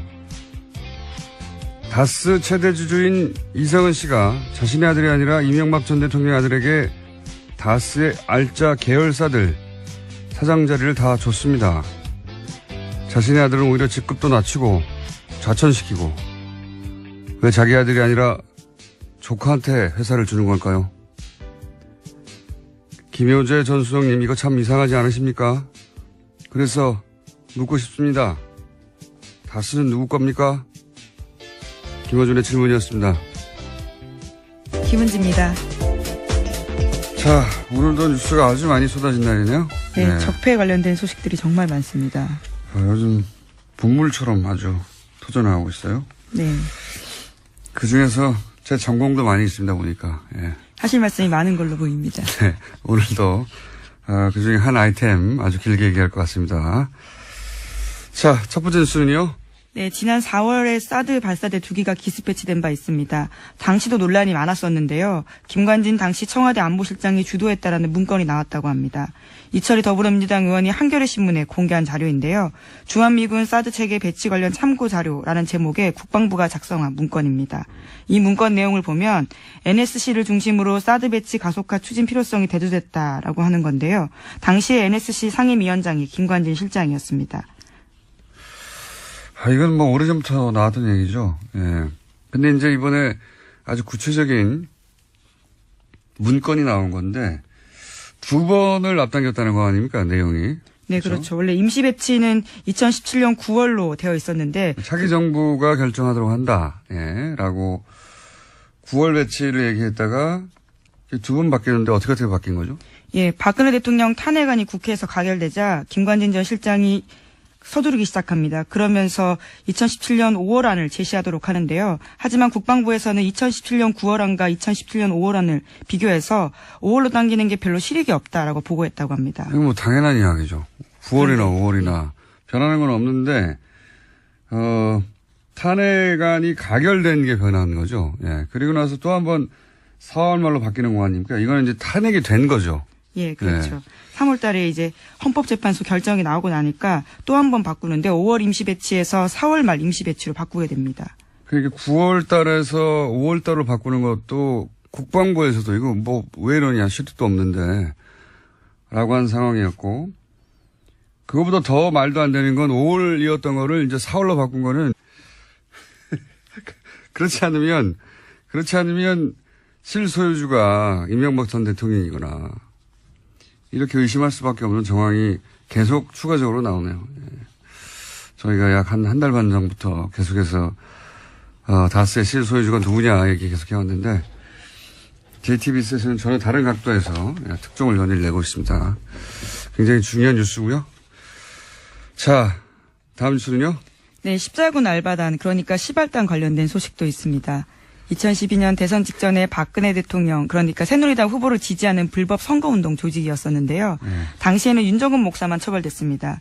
그런데 검찰과 국정원이 최근에 이 관련된 수사를 다시 시작했다라는 건데, 국정원과 윤 목사가 여러 차례 통화한 내역이 있고 또 시발단의 정체불명의 돈이 대선 앞두고 입금된 사실을 확인했다고 합니다.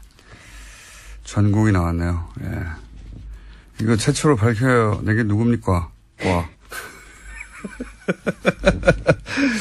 이 시발단 조직을 추적해서 밝히는 게 바로 접니다. 예. 일단 박수를 좀 쳐주시고 옆에서. 당시 이 추적 이야기를 잠시 정말 공개하면 처음엔 제보가 있었어요. 제보가. 누가 사무실에서 이상한 일을 하고 있다고. 예. 근데 제가 가만히 듣고 보니까 이건 틀림없이 댓글 알바예요. 예. 그래서 제보를 받고 6개월 정도 그 제보자와 함께 차근차근 추적을 했어요. 사무실이 어디 있는지, 예. 내부는 어떻게 생겼는지, 몇 명 일하는지, 어떤 일을 하는지, 무슨 이야기를 하는지, 누구하고 접촉하는지, 6개월을 취재를 하고 조용히 하죠. 그리고 나서 12월에 이제 이 유명한 알단을, 예, 공식 명칭이 됐죠. 예, 재밌으라고 붙인 이름인데 공식 명칭이 돼버렸어요. 예. 이 5년이 흐른 뒤에 이제 국정원하고 연결고리가 확인된 건데, 공식적으로. 그건 뭐 당연한 거라고 봅니다. 왜냐하면 당시 윤 목사 본인의 입으로 자기를 지원하는 사람이 국정원과 연결되어 있다고, 예, 본인이 말을 했고. 네, 그렇게 밝혔었죠. 예, 녹취가 나왔었습니다, 그때. 네. 나온 게, 공개를 했죠. 예, 예, 김어준 녹취를. 총수가 공개했었습니다, 당시. 근데 그 녹취가 있는데도 수사를 안 했을 뿐입니다. 예, 당시에.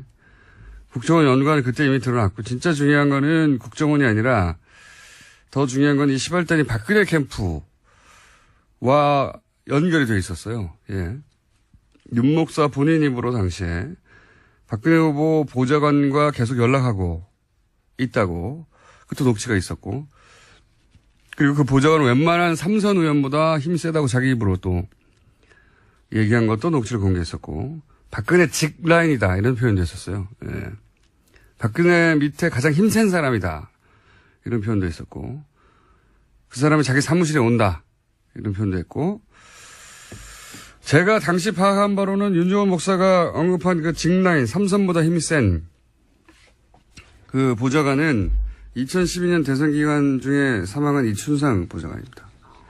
이미 사망하신 분이라 어차피 수사를 할 수도 없을 것 같아서 제가 그냥 얘기하는데. 당시 교통사고로 숨졌었습니다. 이춘상 보좌관은 지금은 문고리 3인방이라고 하는데 4인방의 선임이었죠. 예. 그래서 힘이 가장 센 보좌관이 맞고. 여간 당시 그 임목사 언급한 보좌관이 이춘상 보좌관이었고요. 예. 그러니까 시발단이라고 하는 거는 박근혜 캠프하고 직접 연결되어 있은 단 하나의 이유입니다. 탄핵이 되고 조기 대선이 실제가 되니까 그때는 이제 자신이 마음대로 할 수 없을 거 아닙니까? 그러니까 자신이 마음대로 할 수 있을 때 반드시 배치하겠다는 아주 강력한 의지인 거죠. 다음 정부가 들어서기 전에 반드시 배치하겠다는. 여러 차례 얘기했지만 이름으로 해서 지금 이제 미국, 중국, 북한 사이에 우리가 외교적으로 군사적으로 활용할 수 있는 카드를 완전히 잃어버렸다라는 차원에서 반역죄 준하게 처벌해야 된다고 저는 봅니다. 예.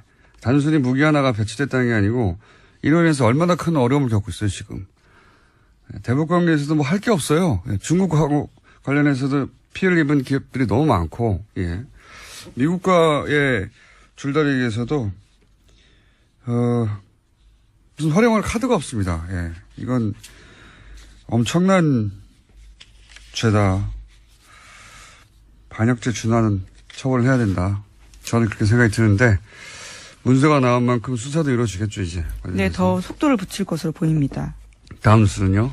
네, 또 이번에도 문건 이야기인데요. 박근혜 정부가 삼성 경영권 승계 과정을 지원하려던 새로운 정황이 담긴 내부 문건이 또 나온 겁니다. 이것은 더불어민주당의 이재정 의원이 공개한 내용인데 2014년 7월 달에 당시 청와대 민정수석실이 작성한 문건입니다. 여기에 내용을 보면 이건희 회장을 왕으로 이재용 부회장을 세자로 비유했는데요. 그러면서 왕이 살아있는 동안 세자를 잡아줘야 한다라고 적었습니다. 그러니까 경영권 승계에 세자 자리를 대해서 잡아줘야 한다. 예, 그렇죠. 세자를 잡아줘야 된다가 아니고. 아, 예, 그렇죠. 세자 자리를 잡아줘야 한다라고 적었습니다. 네. 세자를 잡아버렸어요, 근데. 네. 청와대가 왜 사기업 승계를 나서서 걱정을 해주냐. 예. 승계 문제가 삼성의 아킬레스라는 거를 파악하고 있었고 반대급부를 이미 오래전부터 생각해왔다는 일종의 반증 아니겠는가. 파악해보라고 하고 실제 파악하고 살아있는 동안 세자 자리를 잡아줘야 한다고 하고. 예, 아주 구체적인 내용들이 더 나온 겁니다. 본인들은 그럼 뭐라고 생각했을까요? 이건희 회장은 왕이라고 하고 세자라고 하면 본인들은 황제라고 생각했을까요? 예. 하여튼 그런 문건이 나왔습니다, 또. 자, 다음 뉴스는요? 네, 또 이번엔 다스 관련된 소식인데요. 이명박 전 대통령의 아들 이시영 씨가 올해 2월에는 다스 본사의 회계 재무관리를 총괄하는 직책도 맡았다라고 합니다. 그러니까 올해 2월 1일자로 넘겨받은 건데요. 작년 말부터 올해 초까지 중국 다스 법인 4곳의 대표를 넘겨받았고 또 이어서 자금관리까지 맡은 겁니다. 이건 기업들이 잘 하는 짓이에요. 그러니까 회사를 다른 사람한테 맡겨놨다가 이제 되돌려 받는 겁니다. 그러니까 자식에게 물려줄 때 이렇게 해요. 돈을 장악하는 거예요, 돈을. 당하지 않습니까? 예, 회계 재무를 장악하고 그리고 알짜 기업 대표에 취임을 하고 기업, 승계를 하는 거죠, 지금. 예. 승계를 받는 사람이 진짜 주인입니다, 보통. 근데 지금, 본인이 최대 주주인데 자신의 아들은 좌천시키고 지금 조카한테, 주식이 하나도 없는 조카한테 기업을 전수하고 있는 거잖아요. 네, 이명박 전 대통령 아들이죠. 이거는 그럼 둘 중에 하나밖에 없는 거예요. 이시영 씨가 이명박 전 대통령의 아들이 아닌 겁니다, 알고 보니까. 갑자기 이렇게 아침 드라마 소재를. 형님 아들인 거예요, 알고 봤더니. 예.